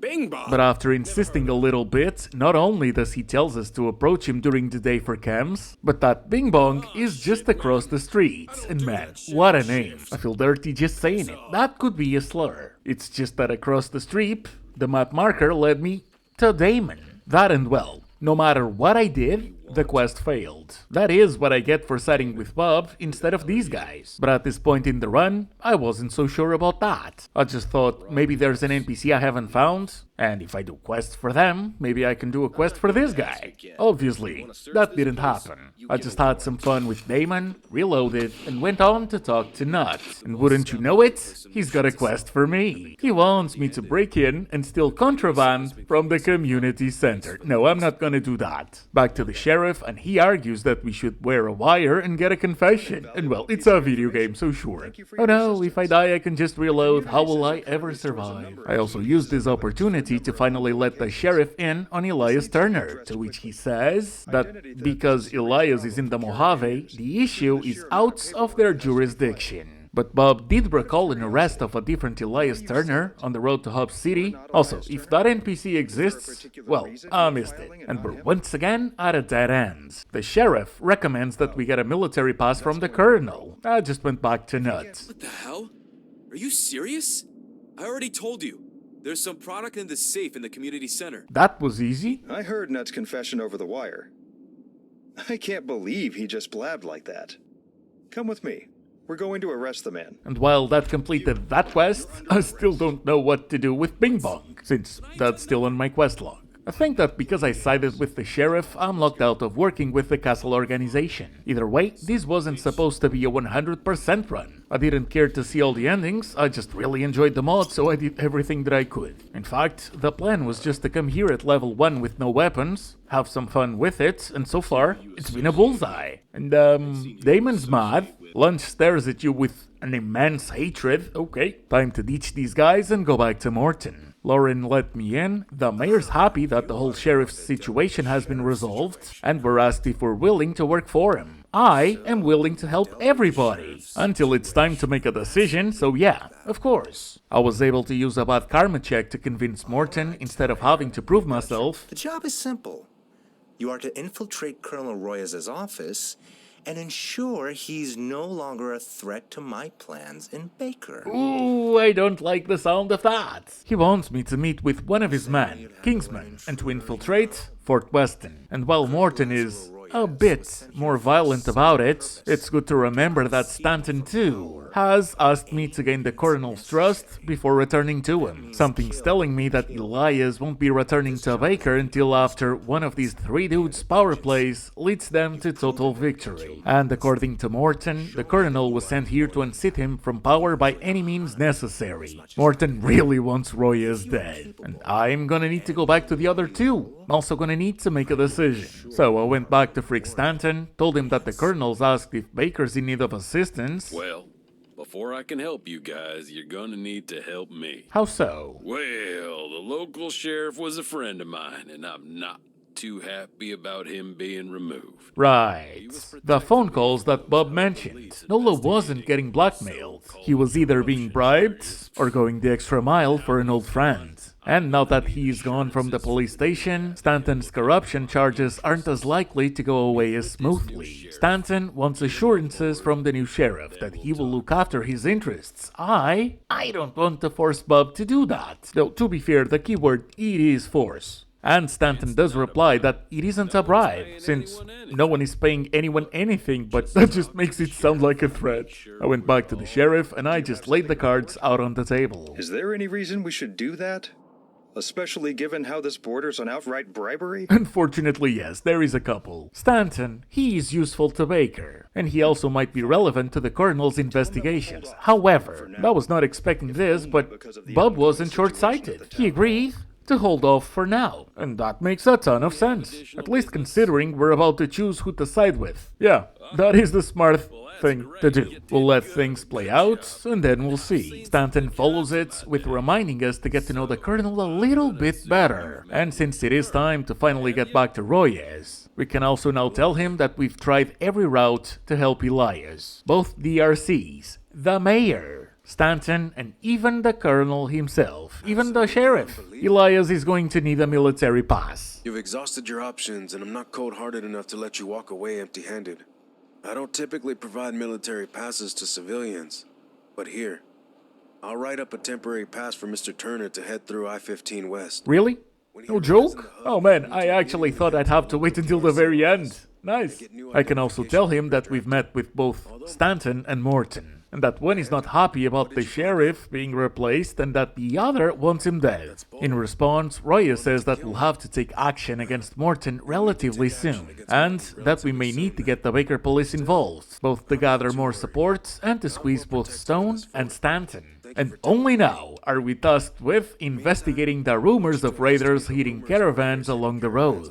Those were some of the first NPCs that I met here on the Long 15. It's the people that were driven off their farms that were living in the Hollow Hills cave. In fact, I can just tell that to Royez. These quote-unquote raiders are just ranchers that Stanton displaced. He destroyed their homes. And while the Colonel recognizes that the rumors were true, and as I ask him if he'd be willing to pardon them, he isn't. He says that he could waive the damages, but that military incarceration would be unavoidable. There's also an option to give them a large sum of caps. However, those would have to come out of my pocket, not the NCR's. A few red scorpions later, and Jeremiah McDougal is back. So, enough caps will get you to leave, right? We couldn't leave for anything else than 8,000 caps. But if you can provide that, then we've all agreed to leave. 8,000? Damn. The hell we will. Nah, these guys need to turn themselves in. I'm not paying that. It was like 800, but sure, Stanton's the asshole. And true, I am asking them to serve time, only to return to no home right after. But that is what they get for being greedy. 8,000! We had options, there was dialogue checks, and by the end they agreed to stand down and surrender. Back to Royez, and actions have consequences. This pissed off Stanton, and I got kicked out of the hacienda. Because New Vegas NPCs are omniscient.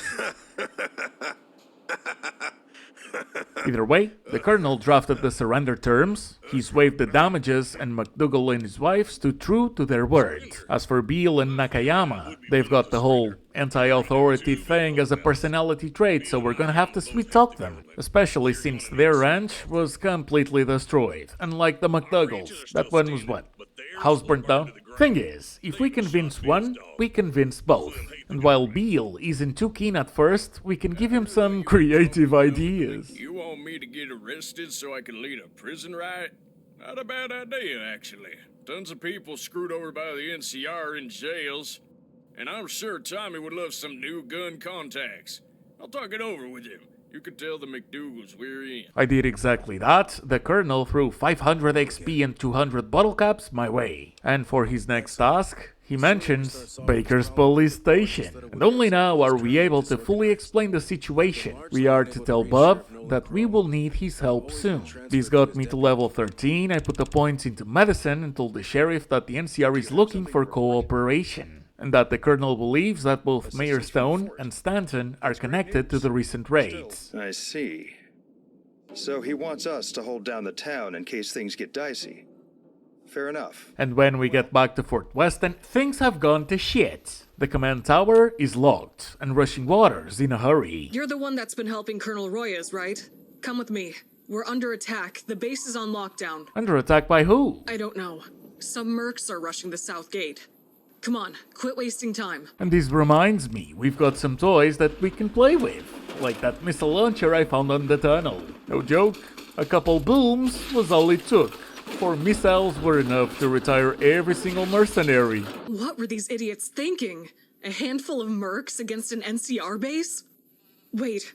Shit. Where's the colonel? Move right now.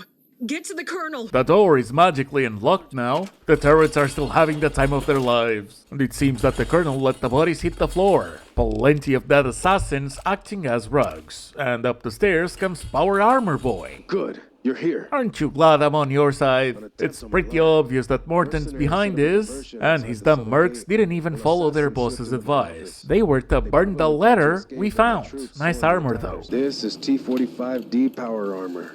Specially made for me during the Sierra campaign. I didn't expect to be wearing it again so soon. And what now? Morton made a huge mistake. We're heading to the town hall. We finally have the evidence we need to move against the mayor. Before doing that though, we can ask if we can gather some reinforcements, and because Royez trusts us, we can. Baker Clinic, the sheriff's office, and even Grugor. And whilst the last two will be a matter of asking, the clinic will not have enough free beds until we help the couple of marked men in the second floor. And that is going to require me to go to the Lonesome Road. Lovely. And so I went back to June. The clinic is barely scraping by as it is. I'm sorry, but you will have to sort out your own medical care. If things were more organized, we could probably lend you some supplies. But with how things are right now, we just don't have enough to go around. As for Grugor and the sheriff, they're in. You did right by me. About time I pay it back. Just point me at what needs shooting. Without Crow to assist, I can only provide some deputies to secure the perimeter. They'll be outside the town hall when the time comes. And let's get back to Elias. No way, you're the best. I really owe you one. Here's what I've got for now. Don't forget to come by Baker later to get the rest. I'll try and find them after Lonesome Road and the Long 15's main quest, when it's time to check everything I might have missed. And outside, Malcolm fucking Holmes shows up. Not now, buddy. Hello there. It's good to see a friendly face. In fact, you know what? Great timing. Let me show you the cool-ass axe I found. I then went back to the Hawaiian motel, slept, drank some water, ate some food, and it's time. Lonesome Road. Just did a video on Lonesome Road.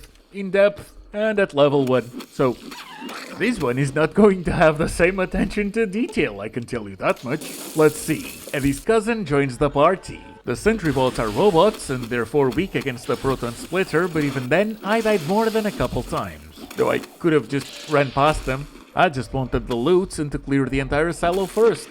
Eventually, we reach the divide, and Ulysses says hi. Told him to shut the fuck up, grabbed the bedroll kit, made it to level 14, kept improving medicine, took on the purifier perk since there's death claws near the high road, and well, there will be more in lava wells in the long 15, so I'm gonna need everything that I can turn to my favor. And then, I just beat the ever-living shit out of every single marked man that I saw. I found the red flare, and the detonator caused another nuclear apocalypse. I threw some missiles at the first named marked man, got a bit bored, and sprinted towards the tunnel. Eddie's feeling chatty. The deathclaw in front of me is scripted to die really easily, and the tunnelers are about to say hi. They put up a fight, but they didn't stand a chance. Ulysses' yapping gets me to level 15. I keep making my stim packs more useful, and it's right here in the high road that we'll find what we're looking for, right after besting Beast. Cause on the truck by his camp, near an emergency kit, we find the Ultra Medic's cache. I went back to June, and as we're about to administer it to the marked man, they get up and attack us. Oh god, they're frenzied. Quickly, you have to knock them out. But try and be gentle. I'll gently bash them with the proton splitter then. And we'll leave it up to them whether it was with the blunt or the sharp end of it. June administers the treatment and tells us that we'll know more in 3 days. So I waited 3 days. You're back. I have great news.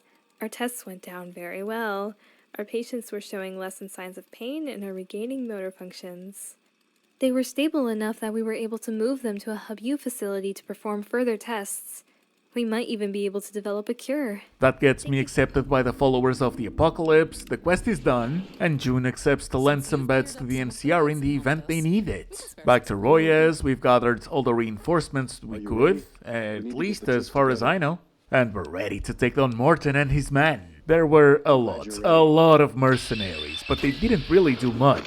They couldn't really break my damage thresholds, and I mopped the floor with them. Melee is that good, at least when you are armored, and they are not. Oh, and I killed Embry, thinking he was aggro.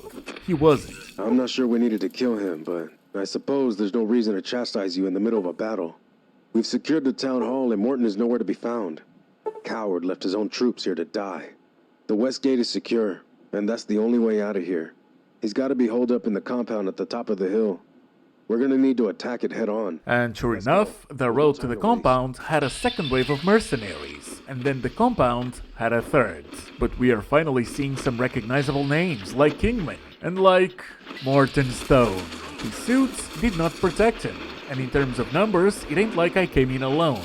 This was child's play when compared even to the beginning of Lonesome Road, but then again, Morton did try to bite more than he could chew.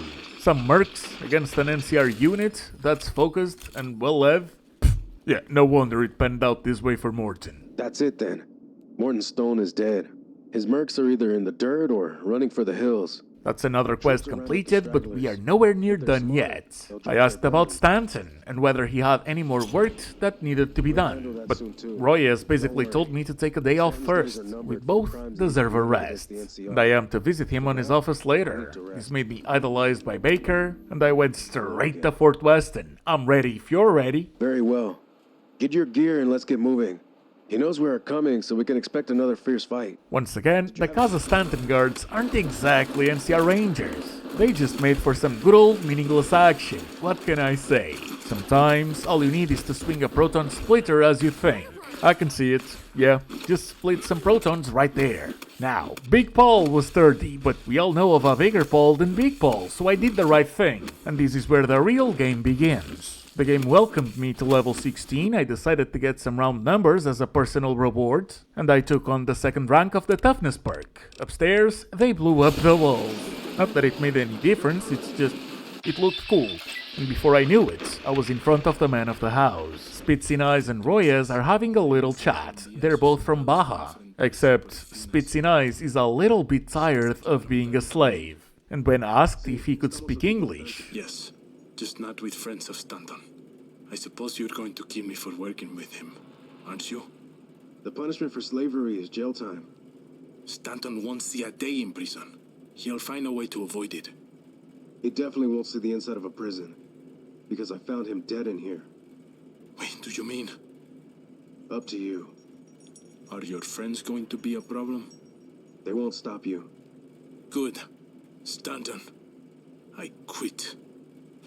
And well, as far as I know, that concludes the end of the Long 15 main quest. I've got some other quests and unique items to track, brother. You know we've got some nukes to launch, and some unique weapons to test on Lanise. I did check if Royez had more work for us, but he doesn't. So I went back to the quest log. Bing Bong's still in there, and I'm pretty sure I can't do anything with that, so Damon was kindly told to fuck off. What the hell are you doing? I sent you to investigate. The gang members got spooked and bolted. You're going to fix this and help us take them out. I thought we were done. My bad. To fix this, we're going to need to chase the members of the castle organization. They ran away and hid themselves in a cave east of here. But to see the sheriff telling me to go in and to do what we wasteland types do, what, isn't murder a crime anymore? Sheesh, buddy. At this point, I'm just gonna blame the badge. Anyways, Bob did send 4 deputies along with us. As for Lunch, Grill, and the other members, it was an embarrassing loss for them. Well, it's a shame it had to go down like that, but what's done is done. It will be a while before the criminal element returns to the streets. But I'm not really happy about how this went down. Up next, the Deathclaws in Lava Wells, and whoopsie, I am now a good-natured rascal in Baker's eyes. My only question is this even possible right now, or do I need to go and level up some more? Cause if I can take down 1 Deathclaw, or use Super Slam to make them not gang up on me, might be time consuming, but oh, it would be a certainty that I do got this. We'll see. And this isn't just Deathclaw hunting.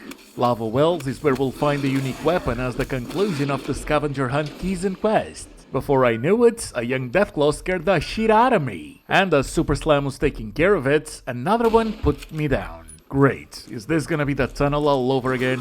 On attempt number 2, instead of us traveling directly to lava wells, I went to Kelso Crater, healed, quick saved, walked, and shot at a few of them.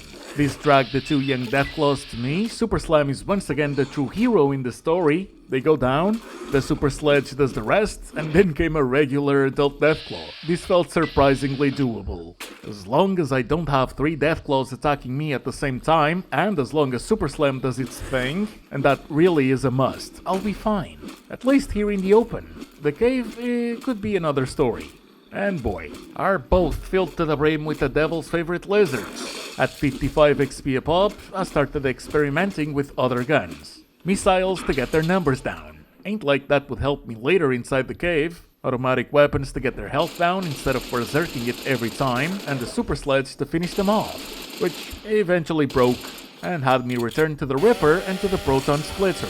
I died a ton of times, but every single one of them just needed me to be stubborn, cause again, Super Slam will do it, or Turbo. I made it to level 17, rounded up survival and unarmed, put the rest of the points into melee weapons and went back to Baker for some repairs, before going into the Lava Wells cave. And I would be lying if I said that this wasn't simply more of the same. It was. But there was one section where the Deathclaws' pathing gave me hell. They kept coming, they kept seeing me, and Super Slam's odds were not in my favor. It's just one of those situations where time passed and I learned nothing. They kept giving me trouble and I solved it the same way I did with all of the other horny problems. As I kept slitting it in and pacing it according to the noises they were making, came the Deathclaw mother. I Super Slammed her to her back, but then came the Deathclaw alpha male and he wasn't alone. But that is when my luck changed, cause Super Slam hit both, and then the Proton Splitter did the rest. I found the 4th key of the scavenger hunt on a dead prospector inside the cave, and I saw an exit, so I thought, let's check it, see if we get a new map marker. I didn't. But I cleared the area though, went back in, found the locked doors, used the scavenger hunt keys to open each one, and behind the 4th, we've got our rewards.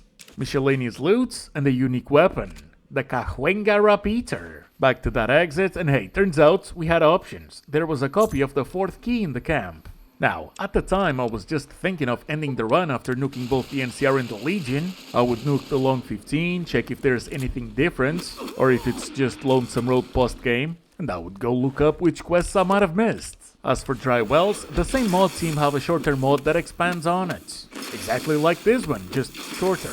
I'd love to try it eventually as well, but there's just no reason to visit dry wells on this one. So, for this run, there isn't much of a point to highlight Lonesome Road that much. But I went back to it, kept going past the high road, found the advanced riot gear, and here's where I had a conundrum. The Long 15 expands on the Lonesome Road, and it sends you to the Lonesome Road. So, am I allowed to use Lonesome Road loot?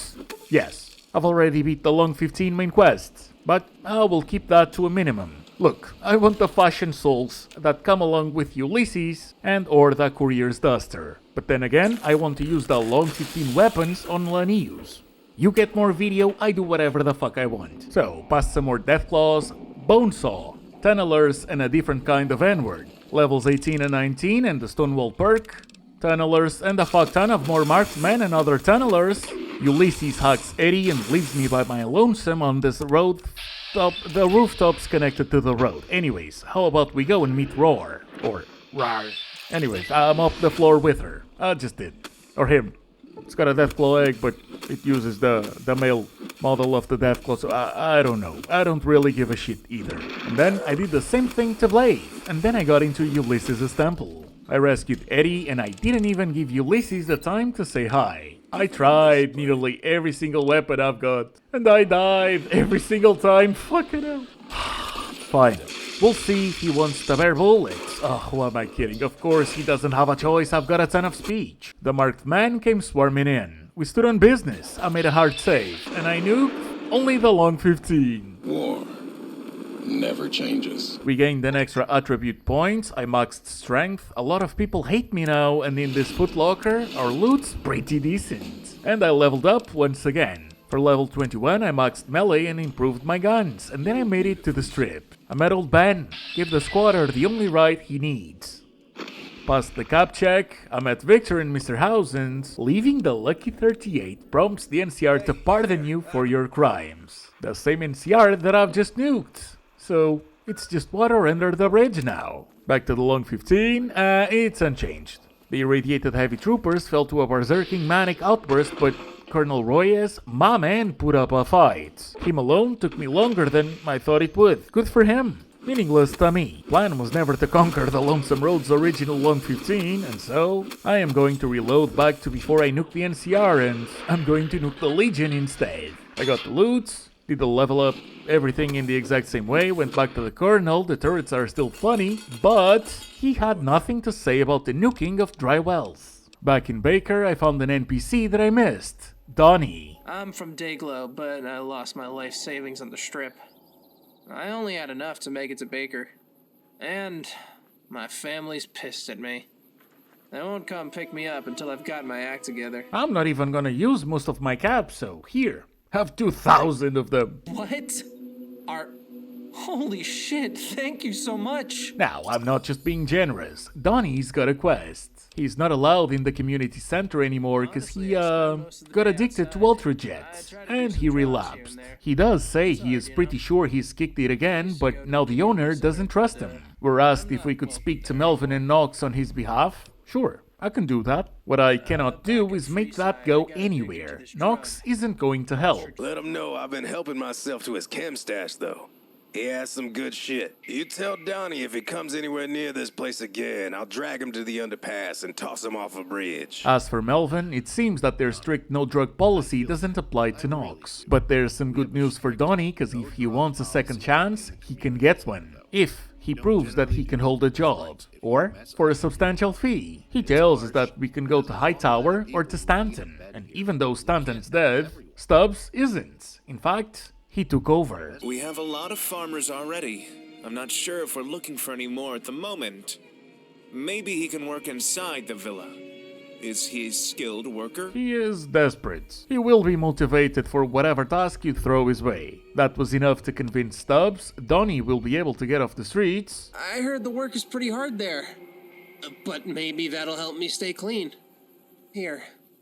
I know it's not much, but I wanted to thank you for helping me get my life back on track. Donnie, if I give you 2,000 caps and I get you a job, I'm not expecting a single cap from you, but for you to give me 23 caps, brother. Nuka-Cola would have sufficed. And then I saw Elias by the bar. I got the rest of my payments, he's a man of his word, and he'll be on his way. And much like Donnie, another NPC that I've missed was Carlisle, in Huffman's Hole. You've made quite the name for yourself here in Baker. Helping the poor, attacking the rich. You're cleaning the town in a, dare I say, revolutionary way. Carlisle says it's just like the old days with his buddies, and his buddies are the Thieves' Circle, which didn't remind me at all about Skyrim's Thieves Guild mixed with the Companions' Circle. Anyways, I'm up for some Robin Hood shit, but miss me with the commie rhetoric.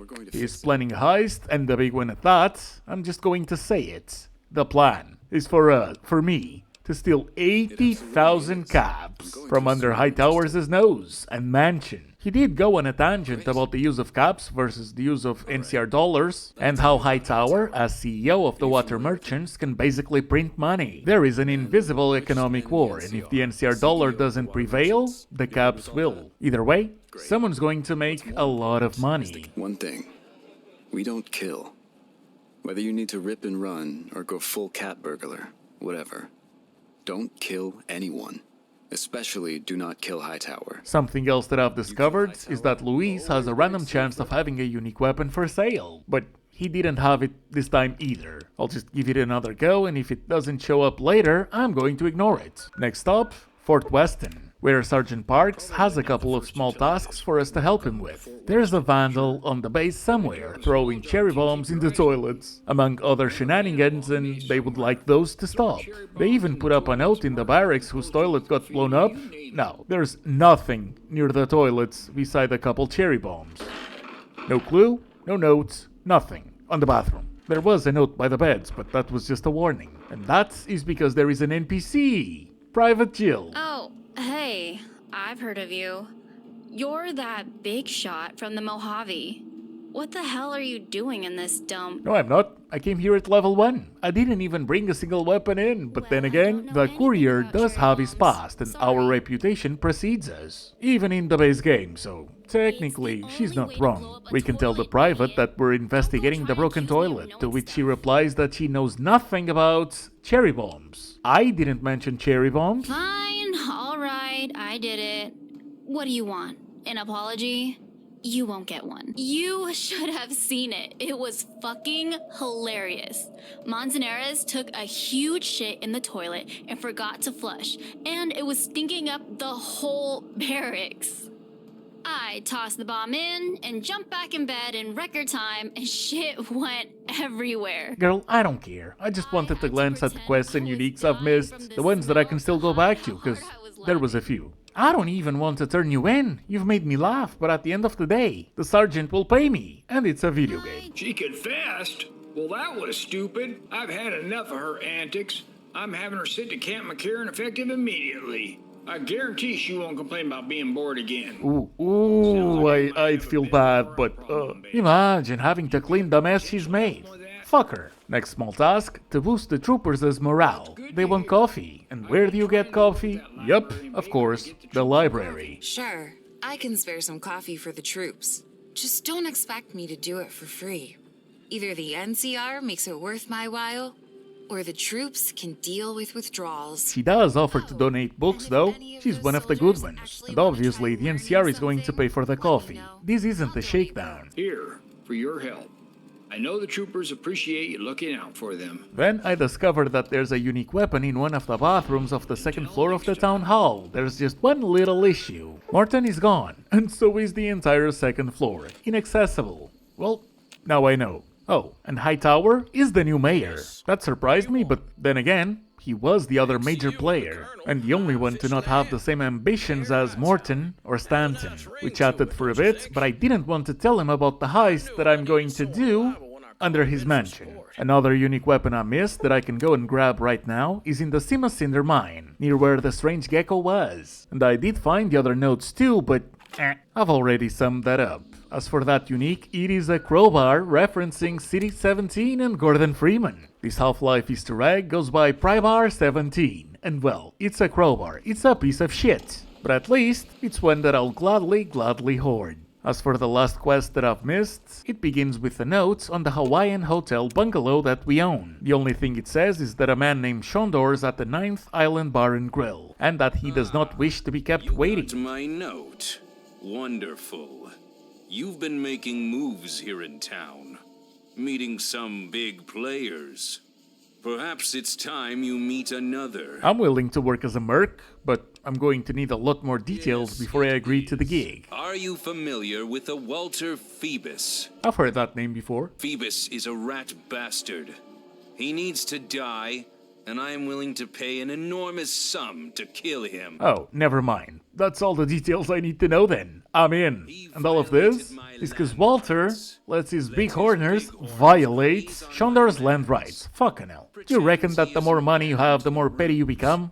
Or that if you were petty already, it just gives you a whole new level of creativity? Anyways, for 5,000 NCR dollars, we've got to enter the New Vegas Strip, and Walter's the rancher by a bench, with his wife, Ethel. And when we ask Shondor if preventing her to turn oxygen into carbon dioxide would lead to a bonus, he puts another 2,000 NCR dollars on the table. I wasn't planning on finishing the Long 15 side quests on a banger. A hitman gig that pays this well, right after a huge heist? Count me in! To Hightower's mansion's sewage system. Turns out, the guards are only chill if you don't go past them. And to be fair, I did see the stop sign, just like I've seen stealth boys on my inventory, so I popped one up, went around the guards, and made it to Hightower's basement. There's just one little issue. I don't have enough lock picking to get past the right door, and I didn't find a key in the basement either. So I went into the house. Isabella's guarding the door to the basement, but apparently she only cares if you try to get in, not if you come out of it. As for the key, it wasn't in the home either. But I did find the password. I can only assume that this is for after we get past that door, so logically, I ended up going after the one spot where the key could be. Hightower's pockets, and sure enough, there it was. I wasted so much time, man. But past that vault door, at the end of the hallway, there is another door in front of you, and the third behind the force field to your right. And that's when I started getting shot at. I didn't know if these were turrets, guards, or both. I just immediately made it to safety, grabbed the Cahuenga repeater, and it was both. So I started blasting away. And then I remembered the pry bar and gave it a go. Again, not very good, but then again, I am comparing it to the best weapons I've hoarded so far. And not every unique weapon needs to be an endgame weapon. Once silence was restored, I used that password to access the terminal and deactivate the force field. I also noticed that I could have just deactivated the turrets, and for our spoils, we get minus 70 bottle caps. That's just a visual bug. We're not really getting caps, it's just an item you can interact with. That Carlisle will accept as 80,000 caps. And I mean accept in argument. I'm not going to see 80,000 caps. Though I did find a few more that I could put in my pockets. And now, we run through the front door, embracing medics and steam packs, and we're going back to Carlisle. Though I did shout a pry bar to Isabella, but that's more cause I like Half-Life than me having a bone to pick with anyone over here anyways. What the fuck? I heard gunfire. I told you no killing. Fuck, I forgot, dude. They came out of nowhere and started shooting at me. Catwoman didn't come to mind. And for that, he's gonna be docking our reward. I just said pleasure doing business with ya, and he says he's never felt so alive. Yeah. Hearing me put your entire plan into action must have put you at the edge of your seat, Carlisle. That's the face of a man that loves chairs in his hotel room. Anyways, with that done, I went back to the Mojave. I asked Doc Mitchell to heal my HP, and I made it to Sloan. Chumps warns us about the Deathclaws up north, but we've beaten Deathclaws. I'm going north. And here's Snuffles. She's a cutie. I patched her leg, Chumps thanked me, and I used the pry bar to turn a young Deathclaw into a million pieces. That felt great. It really did. It felt great until it didn't. I've got stuff to do. Why am I getting sidetracked? I went through Neil's shack, did the Vegas skip by jumping over the right side of the right rock, and as I was making my way to Repcon's headquarters... The Kaisar has marked you for death, and the Legion obeys. Ready yourself for battle. God damn it, I didn't heal. They've got guns, and my build is not suited to getting Swiss cheesed out in the open. After dying multiple times, I thought, let's take one of every chem, find a rock to hide behind. I've got the repeater. Well, turns out the stealth boy was enough to de-aggro them. So at that point, I'm just laughing. And then they just started running. So I knew I had to move fast, because there's no way they're gonna show up with those threats, and I'll let it slide. After finding cover, dealing with them one-on-one was trivial. So, after Repcon, I made it to Camp McCarran, got me some NCR faction armor, equipped it, and used the monorail to enter the new Vegas Strip. Victor says hi. Howdy, partner. Billy's got jokes. I take my wife everywhere, but somehow she keeps finding her way back. I did it! Okay, Billy. And it's time for another stealth boy, and for 2 dynamite sticks. Damn. Third time was the charm. I really underestimated the area of effect, but the job is done. And now, the Securitrons are shooting at me, so technically, 4th time was the charm. I became hated in the strip, took some buff out and medics, made a run for it, and went to Gamora, so I could buy some chems from their bartender. Then I went back to the Long 15, and that's when a courier shows up with a message. His boss, Hightower, wants to have a chat, and we know why. You got 7 days to appear. I don't like threats, but I do like quick saves, and there are Peters, so I turned that into a combo and... oh. No. I would rather not piss off the NCR in the NCR mod challenge. That's gonna be a real load. But man. Good. Here is your payment. Hightower is not too pleased. We need to talk. We do? About how the vault downstairs is down to 80,000 caps. I know that you're involved, and I want to know what you did with them. We gave it to the poor. I see. Well, it's premature, but I suppose I can't fault you for doing the thing I was going to do anyways. That being said, you forced my hand prematurely. I am not happy about being made to do anything prematurely. Okay, I'm sorry. What? What do you mean you were going to hand out 80,000 caps to the people either way? He doesn't exactly explain that part in depth, but we've been somewhat absolved. I'll take that as a win. And now? Now I speedrun this bitch till unused. But not without checking Louise's inventory once again. Nothing. And these boots were made for walking, so that's what they'll do. I fast traveled back to Repcon's HQ, made it to the 188 trading post, did some trading, and I'm going to recruit Veronica, so I can meet the Brotherhood of Steel without having an explosive collar around my neck. I'd like a large atomic shake and a double Brahmin burger. And easy on the agave sauce this time. Veronica tells Ramos to open the door, and meeting him is all I need from the Brotherhood. The Great Khans followed suit. And I mean, technically all I need is to go just a bit further than Red Rock Canyon's map marker. And as I was making my way towards Nellis, I thought of coughing up 8,000 caps for the Namian subdermal armor implants. Feeling a lot lighter, I tenderized some patties along the way, and by Nellis we see George, the boomer that's not really part of the boomers. He wants to make a bet. I always forget to come back for my money, so...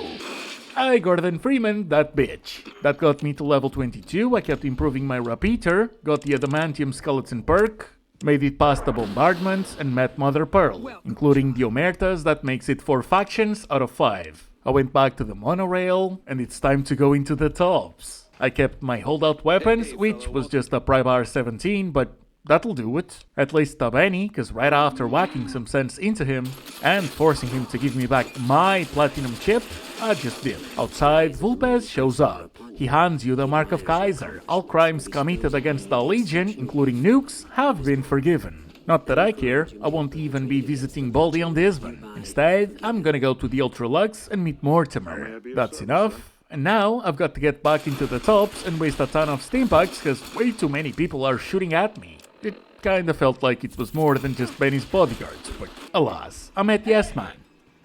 We went over the entire plan. I told him that he is to ignore the factions' role into this, that I've got the platinum chip, and that I've been invited to the Lucky 38. I also had to use turbo, just so I could leave in one piece.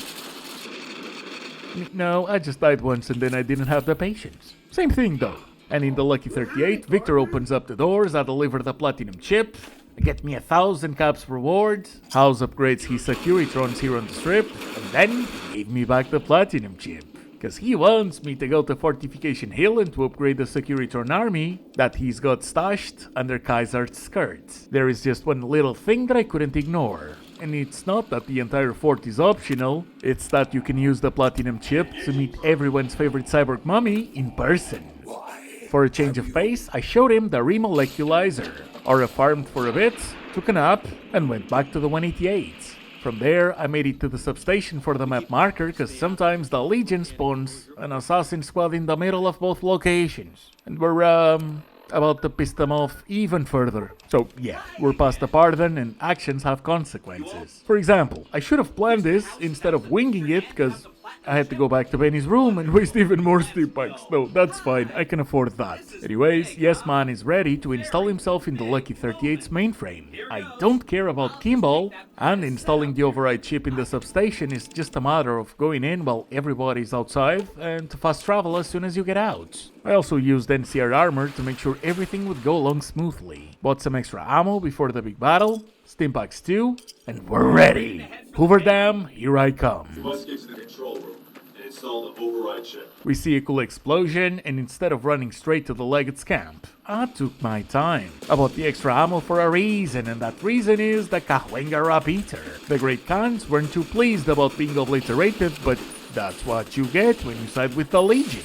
As for the Kenturians, some were really weak, but others even had me drop the Repeater in favor of the Proton Splitter, which, to be fair, I am on a melee build that can use guns, not the other way around. In the offices, I just lied to the NCR heavy troopers, telling them that Colonel Cassandra Moore is in trouble. They left. To check on her, I installed the second override chip, this time to grant Yes Man control over the dam. And while the NCR is not that mad at me, blowing up the dam's generators makes them a bit jittery. A cocktail of bad decisions then helped me get past them. The Repeater took care of the Legionaries, we made it to the east side, and the sniper reminded me that I was still wearing NCR armor. I didn't much focus on combat here. I just kept going until the Legate's camp, and the Repeater was more than enough to deal with the Praetorians. 3 hits for each isn't too shabby. But then the game reminded me that special ammo has to be changed manually. Either way, we've done it! An envoy of Vegas. Nice mask, can't wait to get it as a trophy. For shits and giggles, I give the Privar a go. That did not lead to giggles. So I went straight to the proton splitter. I took basically one of every single chem I had that would be helpful in a fight, and Super Slam had Lanius take a nap. I just spammed attack. The two guards were a nuisance, but Turbo was in effect. They couldn't do anything to save their commander. And they're also nowhere near as strong or sturdy as he was. And so, here comes General Lee Oliver, doing the slowest of walks, going over nearly every single swear word in the English language. The cigar is a lie, and can you beat Fallout New Vegas by going to the Long 15 at level 1? And without weapons, I could.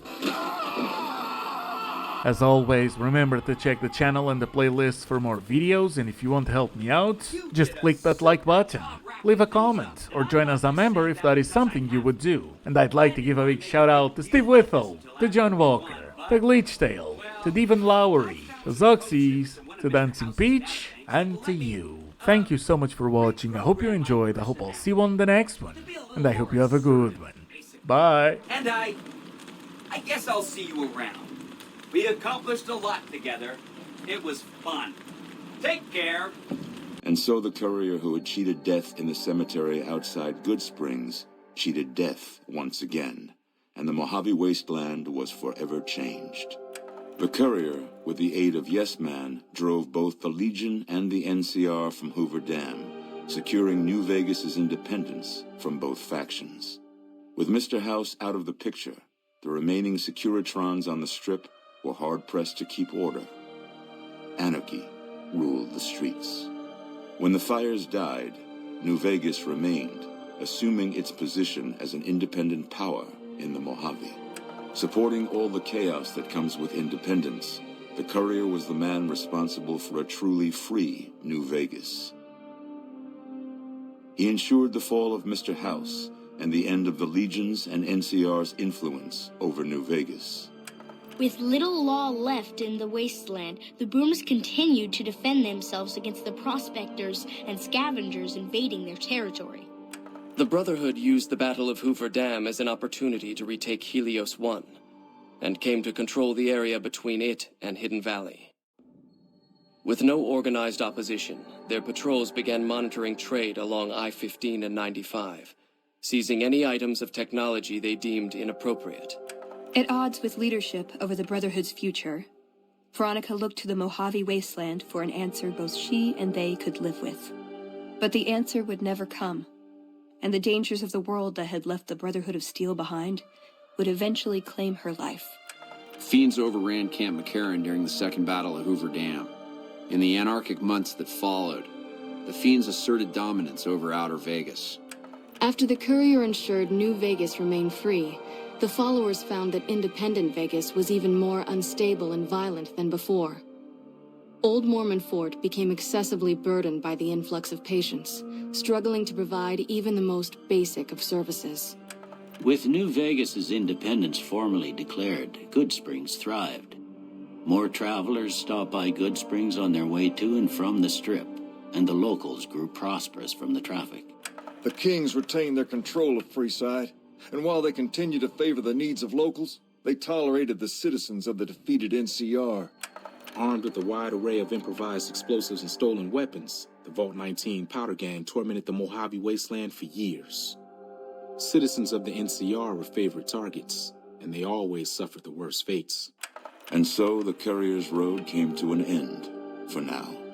In the new world of the Mojave Wasteland, fighting continued, blood was spilled, and many lived and died just as they had in the old world. Because war never changes.